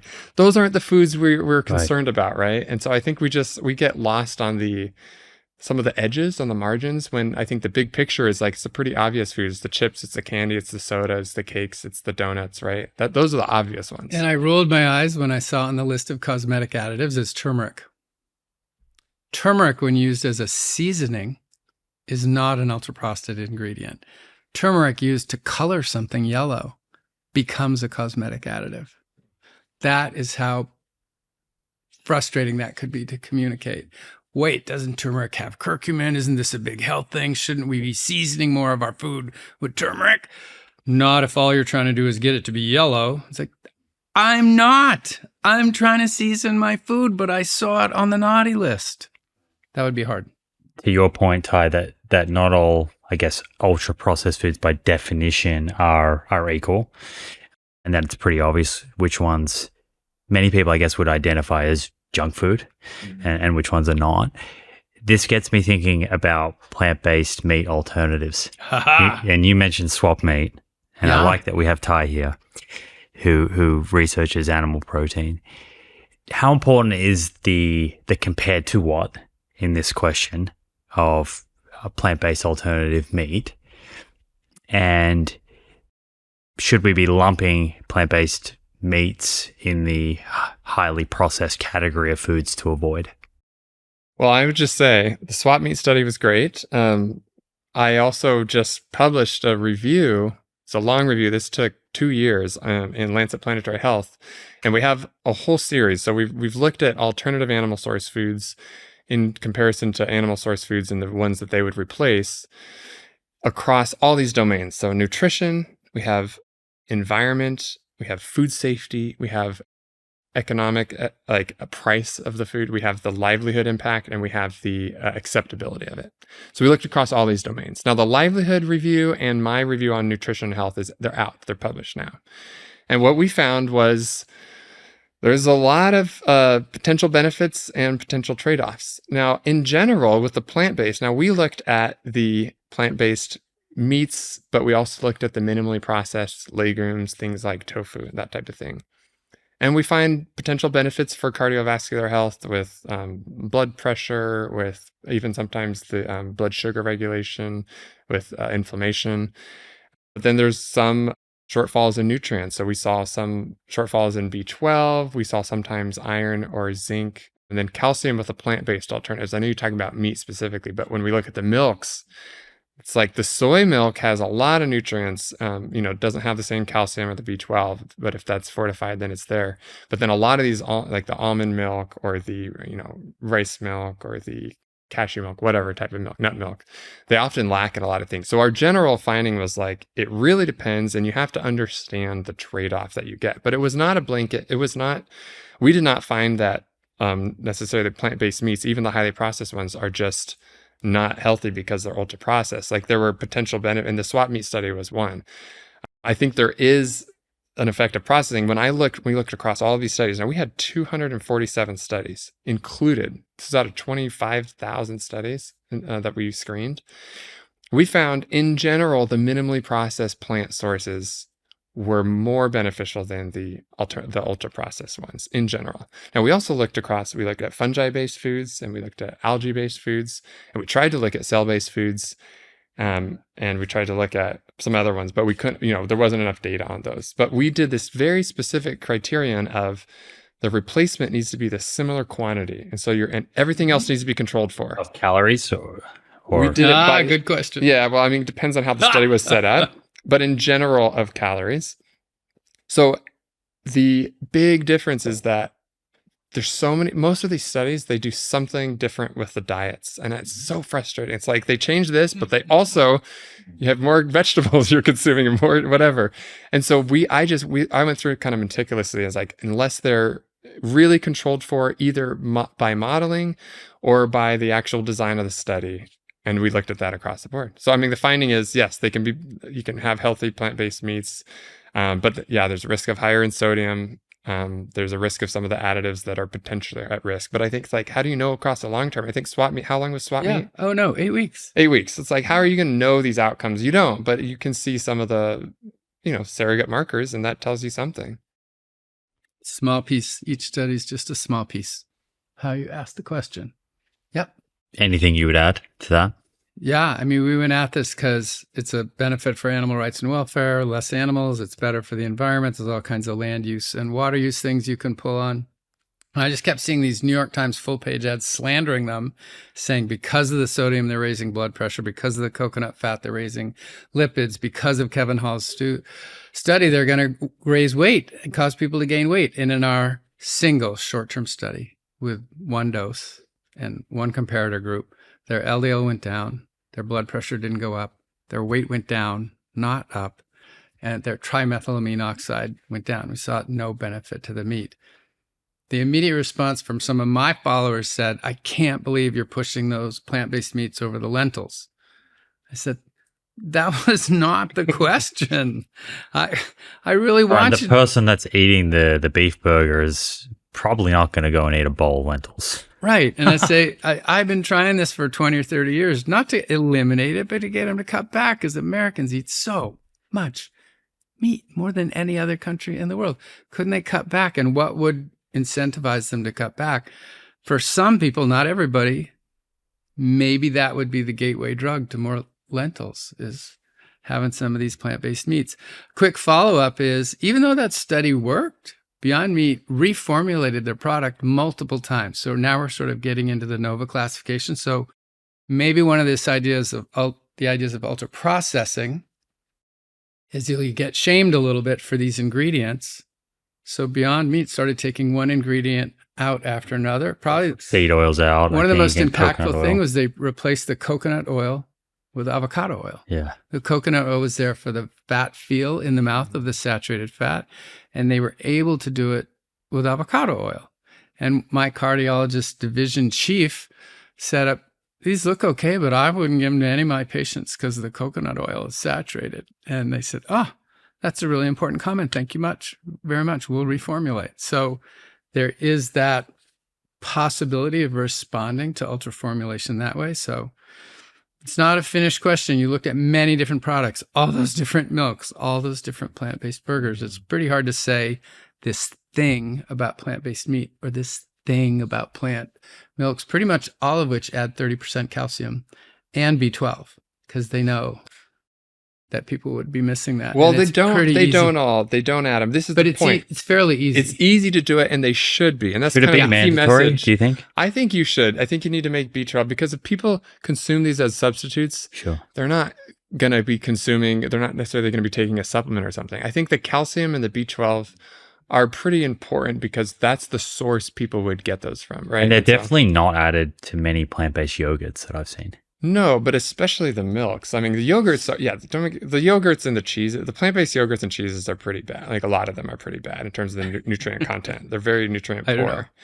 Well, the first, I mean, it's mostly water and then a small percentage of calories from nuts and not much. There's a lot of starch in there and stuff. Yeah. It's just, they make good ones. They're like $10 a bottle and they're delicious, right? Like, I have one that's I don't know, it's a pilly nut yogurt and has like plantain and I'm like, this is amazing. But it's like, if you can afford $10 for a little jar, Okay, so you're for kind of mandatory fortification of plant-based milks. I think it should be. I think that is one category that should be mandatory to fortify. And I don't know this. I would do it probably with B12 and calcium at the very least, because I think people. I mean, that's one of the findings I looked at. There's another study, not just the swap meat. There's another study that did this comparison of. I can't remember the product, but it was a plant-based versus an animal-based swap. and it was a randomized controlled trial, and they had some sort of markers of bone resorption that were but concerning on the plant-based thing. And so I think that there's been a few other studies I looked at that the bone health side of things can be a problem. And so I think that if you're going to be swapping for again, I'm somebody who drinks soy milk. Like, I'm not against plant-based milks. It's just if you can do it in the right way, fill the gaps that milk typically provides, I think that's going to be a big service to people. What about iodine and vitamin D? Yeah, I mean, vitamin D is very low. If you look at prevalence, it depends on what you consider a inadequacy or a deficiency, but 1/3 to 2/3 of people in the U.S. don't really have enough by some standards of vitamin D. And so vitamin D, I think, is a nutrient of concern. We should be adding it to milks. I don't see a downside. I take a vitamin D3 and K2 supplement when I'm not getting that through sun. And what was the other nutrient? Iodine. Yeah. I mean, iodine, that is one of the biggest success stories of fortification. Goiter, cognitive development problems were pretty widespread. And in many places around the world, they're much less of a problem. I think there's also this push to go for sea salt and the natural type of thing. And I'm not opposed to that about natural foods, but I do worry and this is another thing with plant-based. So the amount of iodine in a food, it depends on the soil content of where it was produced.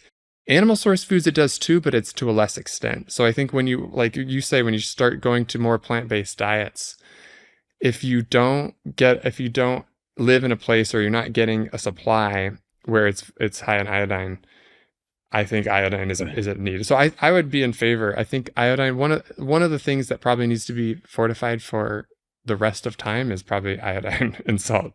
Yeah, that's the same with selenium when it comes to soil as well. Soil quality, yeah. Which is why I supplement selenium as part of my multi. Let's slide over to the protein recommendations in the guidelines. So on this topic of meat and plant-based meat, the Canadian guidelines say specifically, choose protein foods that come from plants more often. The current new US dietary guidelines, as we've mentioned, they choose different language. It says prioritize high quality, nutrient dense protein foods, and then consume a variety of protein foods from animal sources, including eggs, poultry, seafood, and red meat, as well as a variety of plant source protein foods, including beans, peas, lentils, legumes, nuts, seeds, and soy. Do you think that the guidelines should have been stronger in their emphasis on plant-based protein? Yes, that was one of our main conclusions. So if you take our 400-page report down to the 12-page supplement, down to the 2-page overarching advice to the secretaries, it said more beans, peas, and lentils and less red and processed meat. That was one of the overarching things after working together for 2 years. It came from saturated fat, that topic that I worked on. It came from dietary patterns and cardiovascular disease.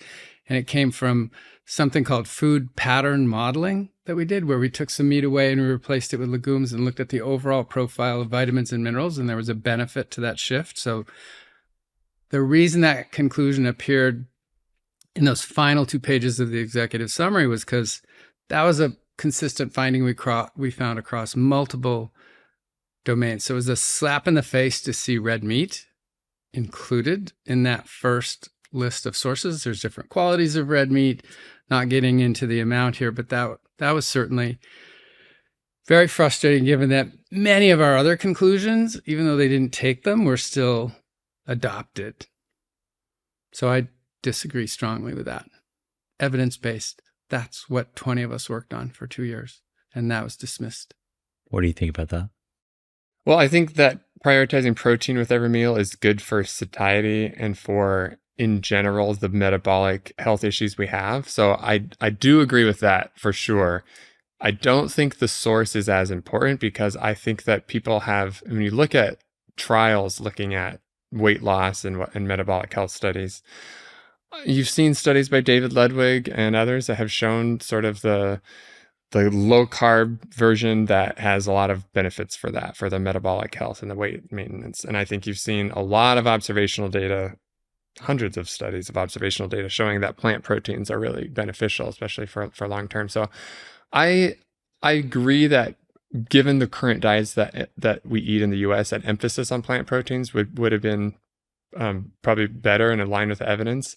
I wouldn't say as strongly as Christopher on the need to have really a strong emphasis on consuming more plant-based proteins. In general, I'd like to see in the graphic more representation, larger.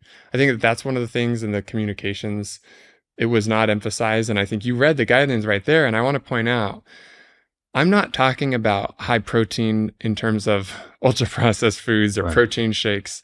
And I think we're already seeing industry, even before these guidelines came out, it's like as much protein as you can possibly fit. That's not what, that's not what these guidelines are intending to do. You don't see any protein powder here. You don't see any protein bars, right? And I think that is something industry will probably do with the guidelines, even though they're phrased as they are, and say, look, we're going high protein with everything. I've seen that already. I think that at least they say protein-rich foods, and I really like the emphasis on foods. Just on the low carb comment, because I think that's a good one. If I was to push back slightly on that, it would be that, and there was a recent paper that just came out looking at low carb and low fat diets and long-term cardiovascular outcomes. I think it came out like 2 weeks ago. And they actually modeled like healthy low carb, unhealthy low carb, healthy low fat, unhealthy. And when the low carbohydrate diet was rich in unsaturated fats and fiber, they had really good long-term cardiovascular outcomes. Same as when the high carb diet was rich in unrefined carbohydrates, they had the good long-term outcomes, and vice versa. So you could do a low carb diet poorly and you could do a low fat diet poorly, or you could do them both really well. And so while I acknowledge that there are trials showing low carb diets can be really good for metabolic health in the short term with weight loss for certain people, I think it is important to acknowledge that you can construct a low carb diet in a way that is also good for your long-term health outcomes. Yeah, for sure. I fully agree with that. And I think the intention, at least from my perspective, is the high fiber rich foods and high protein rich foods together are good for satiety and for metabolic health. But, long term, I agree the plant proteins in general are associated with positive health outcomes. I would just point out also that when I've looked at some of the studies, in Japan and other countries, there is a benefit of moderate animal source food intake. Like lower is not always better for longevity.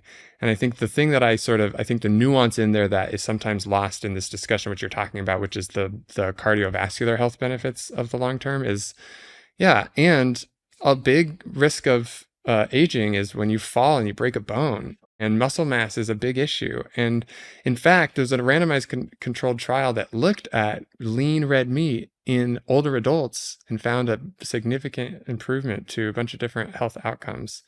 And so I'm not like, I don't want to dismiss that body of evidence and that sort of just reasoning by saying just go all or mostly plant-based with that. But I do take your point, like in terms of the cardiovascular benefits, like absolutely, like the nuts, the seeds, the legumes, obviously the fibers, the whole grains, those are, from my view, those are important. And they're all in here. It's just that the graphic doesn't give them equal space, right?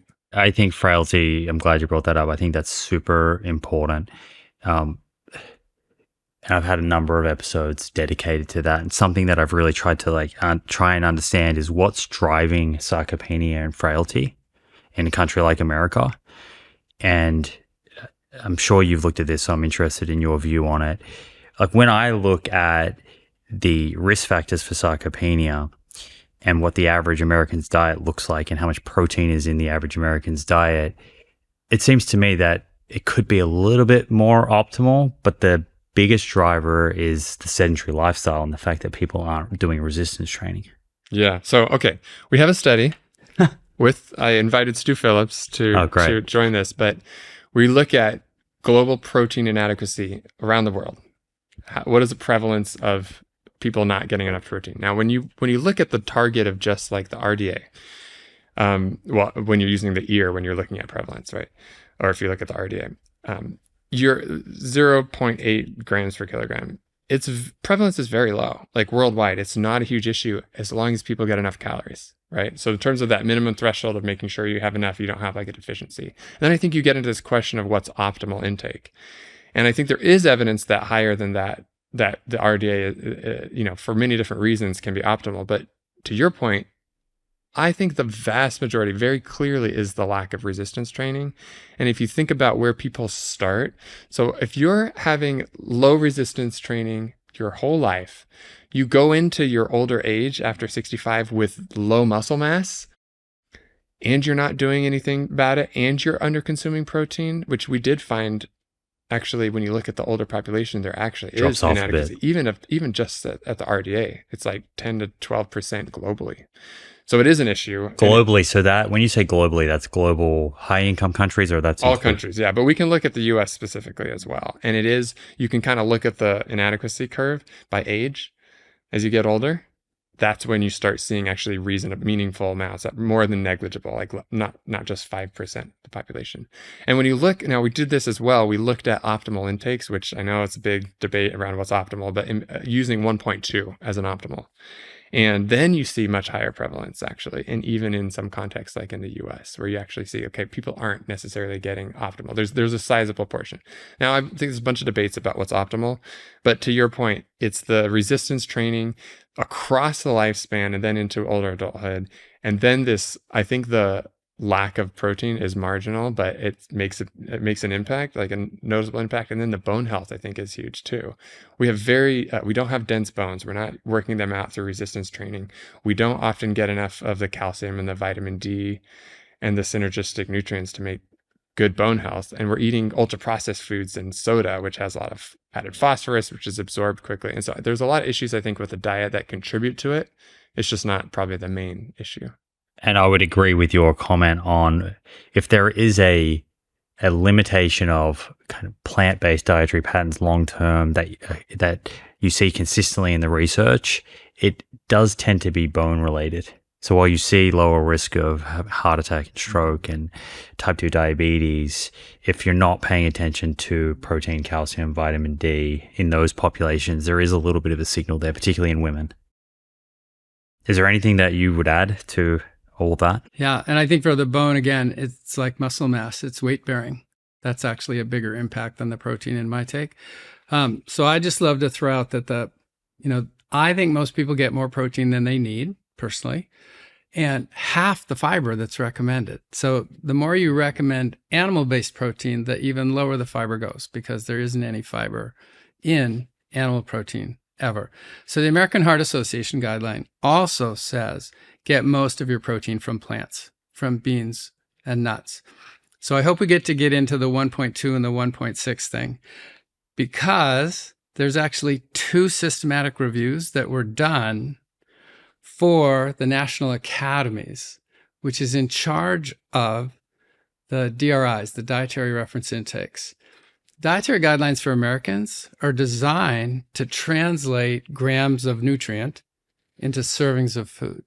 So it's technically not the purview of the DGA to talk about raising the RDA from 0.8 to 1.2 to 1.6. So I have a fear that if anybody has been living under a rock, they wouldn't know this, but you can't go into the grocery store without seeing proteins in cereal, Pop-Tarts, soup, bars, powders, everything. And if they now see this 1.2 to 1.6, they might have said, I've been wondering, why are all those foods high protein now? This must have been it. We must have been all dying of protein, and they're going to fix it by doubling this recommendation. And I'm going to go out and buy the Pop-Tarts and the candy bar and the cookies and everything else that's high protein. They say, wait, you didn't understand us. We meant whole foods. And they say, oh, I don't actually think they're going to get this, but they might say, oh, you meant whole foods. Well, my understanding is protein is in meat, so I won't have junk food. I'll have meat. And it's like, no, actually, the health community in the U.S. recognizes that the U.S. already gets more meat than anybody else in the world. It's not that you need more meat. You need more fiber, and you could get fiber and protein from legumes, beans, nuts, and peas, which was our conclusion from the DGAC. There was a mention of fiber, although it was not emphasized to the same degree as protein. I must have missed it. It says in gut health, there's a little breakout section. Yeah. That was so cool. It was cool that was included. Yes. Probably your study contributed to that. High fiber foods support a diverse microbiome, which may be beneficial for health. There we go. Right. So it's included, but it's not as if there is a strong call out to prioritize fiber-rich foods at every meal. And in the health community, there is for the gut microbiome and for many other things right now. So that's why plant-based proteins for American Heart and for our Dietary Guidelines Advisory Committee and many others are being recommended. I will add one final comment, and you guys can feel free to kind of jump in here. But at the beginning, you mentioned how sometimes in communicating nutrition science, if you oversimplify things, it could lead to unintended consequences. So 1980, let's eat low fat, right? Spoke about, and even if I've gone back and looked at the research back then at the time, and it was clear that, well, the type of fat mattered, right?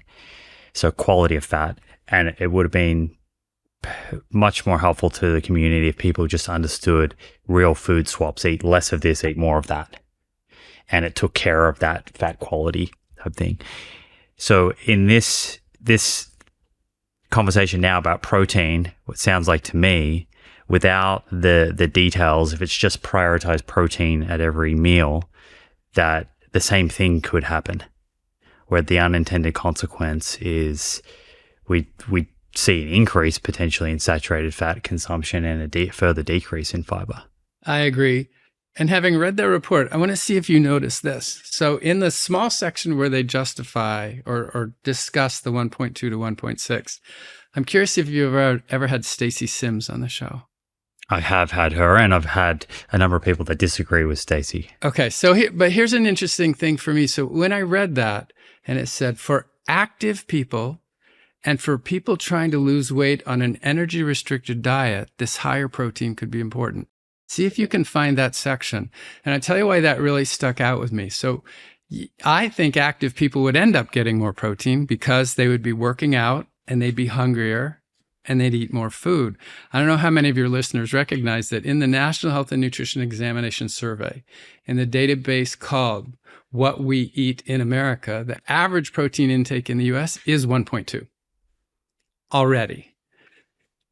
So I think this thing, we raised it from 0.8 to 1.2 to 1.6. I think they're going to misunderstand that to think, wow, they're practically doubling this. I really think I need to get more when they were already there. But when I see that comment, it reminds me of Stacy Sims because she's pushing a lot of protein for some women. And I asked her to send me the papers because I didn't understand her position. And she sent me about 10 papers. And almost every single one of them was protein needs on an energy-restricted diet. So let me throw that back at you to help clarify for the listeners, I hope, for what I'm getting at. If you were trying to lose weight while you're putting on muscle, so you have an energy-restricted diet while you're trying to bulk up on muscle and lose fat, you would need more protein. Having not eaten enough calories to support your energy needs for the day, your body would borrow from skeletal muscle to provide that. So I think this tiny little caveat of in an energy-restricted diet is really inappropriate. This should be for people who are going to the gym, they're weight stable, they're eating a normal number of calories, and maybe even more because they're trying to put on muscle. So how important is the energy restriction? I think that they maybe were adding that bit in about energy restriction because of the high number of prescriptions of GLP-1 agonists now. Well, that's true. And so many people dieting and consuming less calories, and the importance of getting enough protein to preserve muscle mass during that. And I think that's a different issue. So I think if you're in caloric restriction, sort of that amount of protein makes a difference. Most Americans are not in a state of caloric restriction, and most have tried and really struggle with that. And that's why they can't lose the weight. And that's why GLP-1s are so amazing, because it's sort of taken away this willpower issue. For a long time, the food industry has said, it's your fault. You haven't had the willpower. And they take this drug and all of a sudden they say, wow, I'm not hungry. I'm having no problem restricting my energy now. But They are, and 11 of 12 are off after a year. They can't sustain it. And if you've read David Kessler's Diet, Drugs, and Dopamine, many of them are malnourished because they're not eating enough calories. They're losing muscle mass. They're losing fat and body weight. But they're also long-term going to be malnourished if they eat that few calories, coming back to a developing country or a low middle-income country where they don't get enough calories, where a higher proportion of protein, again, in that context could be more important. But that's not what's happening in the U.S. So I actually think I have a slightly different view to both of you. Well, yeah. I just want to share. Okay, so I think I have a different view on the protein take because 75% of Americans are overweight and need to lose weight to be healthy. What's the most satiating No, foods? that's wrong. So I'm going to push back here's big time the on thing. that. What are the most satiating foods? Fiber and protein. I think fiber and protein-rich foods are more satiating. Now, I think when you look at weight loss evidence, which if you look at the background review by Donald Lehman and Heather Leidy, they're looking at those randomized controlled trials with weight loss. Now, I'm not arguing about the metabolic health or the cardiovascular outcomes, but in terms of weight loss, we're coming from, we have a lot of excess weight. We're consuming way too many calories. We need to consume fewer calories.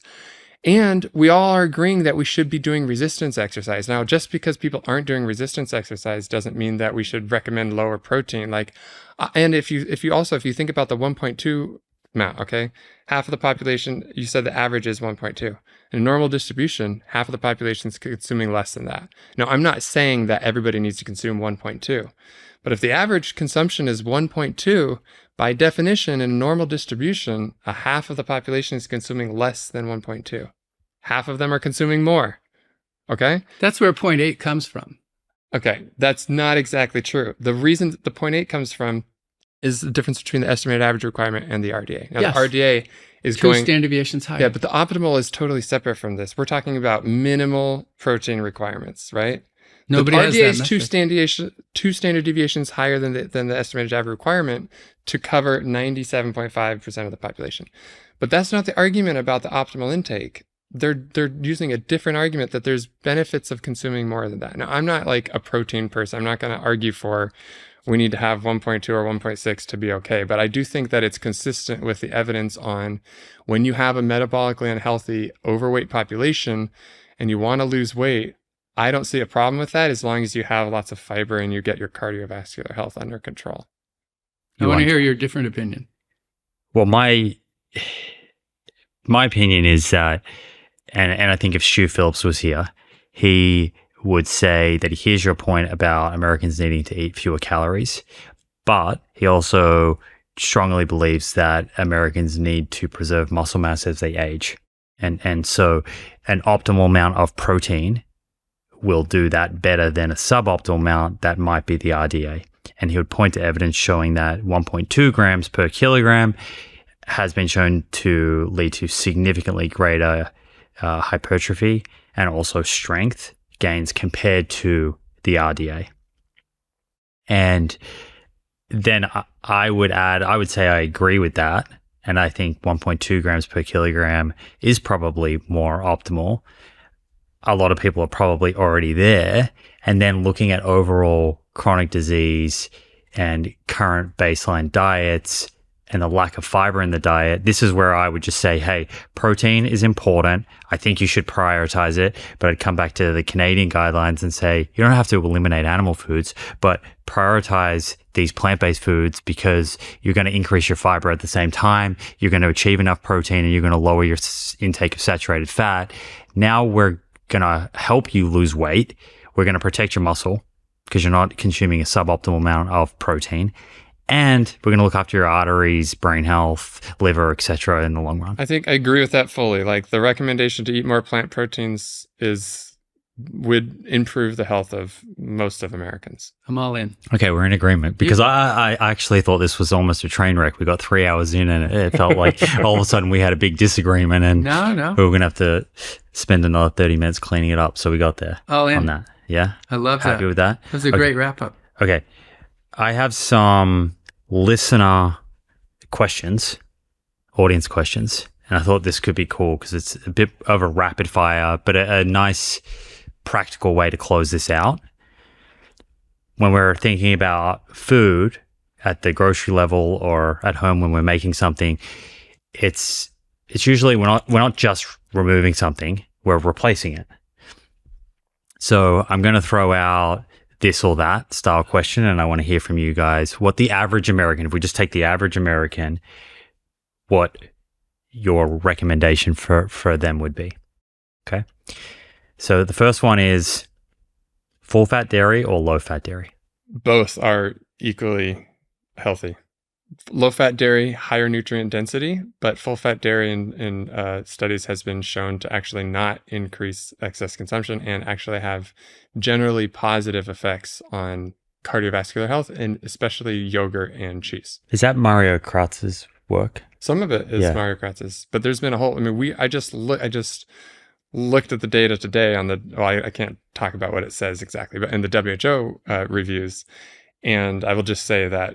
Yeah, dairy is, I mean, when you look at most of the evidence, and you could look at Dairy Mazafarian and his research and his summaries of the synthesis of the evidence is also. I think that surprises people. It surprised me. I would have assumed that consuming full fat dairy would have resulted in a greater calorie intake. You would think that. And again, this is whole dairy products with the food dairy matrix, and it's not talking about butter, right? It's talking about whole dairy products. Okay, butter or olive oil? Olive oil. Olive oil. Cheese or hummus? Hummus. Cheese. Oof. Do you want to unpack that? Yeah. Oh, just in terms of taste. Oh, are you going for just health? Okay. No, overall. Okay, so look at this. Okay. Now, again, when you look at from a nutrient profiling perspective, cheese doesn't always perform as well, okay, because it's got the sodium and it's got a lot of calorie density. But when you look at the outcome studies, cheese is very consistently positive. So yeah, okay, not better. It's not better than hummus. Okay, I'm not trying to say it's better. They're I guess in the both outcome equal. studies, also compared to what? Yeah, I don't know if there's been outcomes. A lot of studies of cheese versus hummus. I've done 12 studies on cheese versus hummus, and 11 at it. No, I didn't do any of those. I have nothing against hummus. Okay, especially hummus with olive oil in it. Yeah. Okay, cool. Unprocessed red meat or unprocessed white meat? Depends on who. Somebody who's anemic, I would say the unprocessed red meat, but for most people who don't have an iron deficiency, the white meat. What percentage of Americans would be anemic and Okay, let me rephrase that. Iron deficient. Yeah. What percentage of Americans would be iron deficient? Well, a third of women of reproductive age. Men, it's probably much lower. Adolescents, there's some. So I would say on average across the population, it's probably like 10%. So I think for most people, if you're not a woman of reproductive age, an adolescent, particularly 15 to 19 years of age, and I'm trying to think if there's a pregnant and lactating woman, or maybe a pregnant woman, I would say probably white meat in terms of the outcomes. It's a question we asked in the DGAC for food sources of saturated fat. It was fascinating. So most of the red meat versus white meat studies had null findings. But one of the reasons we didn't like it was a lot of the red meat was Spanish studies with goats, not concentrated animal feeding operation beef in the U.S. And goat meat is very lean. And the white meat they used in at least one of the studies, they matched the saturated fat to the red meat for the blood cholesterol. I was like, how the F did you match the saturated fat? And you expected an LDL difference? I didn't. So we actually said we're actually not seeing many differences, but we're not really happy with the studies for being applicable to the U.S. Mostly cardiovascular, not anemic. Good point on anemia. So what's your recommendation? Does make a difference. Okay. Unprocessed meat, could be red or white, or fatty fish. Fatty fish. Fatty fish. Omelet or oatmeal? I'm going to say omelet. And I'm going to tell a quick story. Okay. So I have tested my lipids, okay, on this different types of dietary patterns. So my typical breakfast, which I had today, was Greek yogurt, whole yogurt, plain with some added fruit. I had raspberries this morning, and a 3-egg omelet with some green. I had some greens on it, microgreens. Okay. Now that's been what I've sort of consumed because it gives me a lot of protein, energy. I don't get hungry shortly afterwards. It kind of sustains me. So, but my ApoB was a little high, right? And I think you had an episode talking about your ApoB. So my ApoB is kind of marginally high. And so I was like, okay, let me do this test, right? It takes about 2 months, 6 weeks, 6 to 8 weeks. You can adjust, right? So I made a swap. And again, this is just me, my own experience, but I did instead of doing the eggs, I cut out the eggs, I did oatmeal, whole oatmeal, right? And fruit. And instead of the whole yogurt, I did non-fat yogurt. And then I even reduced further any of the, I don't have a lot of fatty meat, but I reduced sort of the meat and did more of lentil pasta, like just the lentils, and then black beans and things like that, nuts and seeds, which I already eat, but I just made more of those. 2 months later, I got my lipids checked. Can you guess what my ApoB was? No. What was it originally? 102. 102? I think it was low 80s. 102. Exactly the same, okay? No change. Now, my LDL went down 9 points. ApoB stayed the same. You know what my triglycerides did? They went up. 50%. On the oatmeal. On the oatmeal and the legumes. Whole grain oatmeal. So again, I eat whole grains, I eat legumes. I think we need to consume them. But I'm just saying, for me personally, I did not have a benefit on the ApoB. So anyway, I think it totally depends. Some people, oatmeal is probably better for them. For some people, maybe the eggs are better for them. That's probably the case. Yeah. This is one of my favorite slide decks. I show eggs, and then I show eggs that are cheesy, and then I show eggs with bacon and sausage, and then I show steel cut oats, and then I show a Pop-Tart. And I say, are eggs good for you? And I say, it depends. Are they cheesy eggs, or do they have bacon and sausage with them? Or was it steel cut oats? And I end up coming up with them being comparable. And I said, which one's better than Pop-Tarts? The question I gave you was a tough one in the scheme of things. I think on average, so both much better than Pop-Tarts. You can make both. You can make eggs better ways, and you can have quick oats with a lot of brown sugar on them, or you can have steel cut oats with fruits, nuts, and cacao nibs, which is actually what I had this morning. Okay, last one. 90% lean beef mince or beans? Beans. Okay, I'm going to say beans, but just because of the evidence in terms of what I've seen. Okay, but I have to say personally, it's still a sort of trade-off of how I feel. Like if I have a lot of beans and I don't have, in place of meat, which I still do, I'll have whole meals. It's just like tofu or lentil pasta. I don't feel as good. My own experience of the day, I feel a little more bloated. So personal experience. But in terms of health outcomes, I will have to say beans. I used to be a very big beef eater as well. And I would say that it took me a while to be able to adjust to an increase in fiber intake. I've been doing it for years. I've been doing it for years, and I'm still in the process of getting as much as I can. Everybody's different. Somebody has approached me about having a farting study, and I'm really looking for the funding. Can you decrease your farting over time, either by acclimating or preparing them in different ways, like soaking and other things. Right. So, or can you at least make them not smell so bad? Yeah, one of those. All right, maybe we finish on farts. Yeah. Is that a good place to land the plane? Fart finish. Is there anything that we didn't get to, or something that we covered that you wanted to kind of add to? We didn't have the boxing match. No, I know. I wanted to call this the great dietary guidelines debate. Yeah. But I think What's the thumbnail going to be? I think it was more friend than foe, coming back to your paper. That's the title of his paper. I think I would love to circle back and say, if you look at the new 12 dietary guidelines, eat more veggies and fruits, eat 2 to 4 servings a day of whole grains, stop eating so much junk food. If you go down that list, they're all pretty good. The ones that bug me are the prioritize protein every day, and the healthy fats just a little bit, and the dairy being insensitive to people lactose intolerant. And the bizarre thing of having 2 to 4, you wrote me about this, 2 to 4 servings a day of whole grains, which are the bottom. So does that mean everything above has to be more than 2 to 4 servings a day? Well, and the protein is 3 to 4 servings. It's not a lot of servings in the serving size. But most of the categories are agreeable. There's really more similarity than before. I do have a last point is, the administration has said this is a radical shift from what we've done in the past. I think the radical shift has been their really strong stance against ultra-processed foods and against added sugar. And I don't think that's all that radical. The Healthy Hunger-Free Kid Act of 2010 by Michelle Obama tried to do that. And it's hard to implement that in a school. So I love that their rhetoric is stronger, but I want to see them implement it with funding the schools and regulatory issues for the food system and the food industry to follow up on that. I'm going to be greedy, and on that note, ask one more question. I think Jessica Nurick, do you know her? Yes. I think I had her on my show, and I think if she was here, she might say none of this matters because people don't follow the dietary guidelines. And when the industry is funding so much of these political campaigns, at the end of the day, this is very much lip service, and without the regulations put into place, the policies, the average diet's not going to change.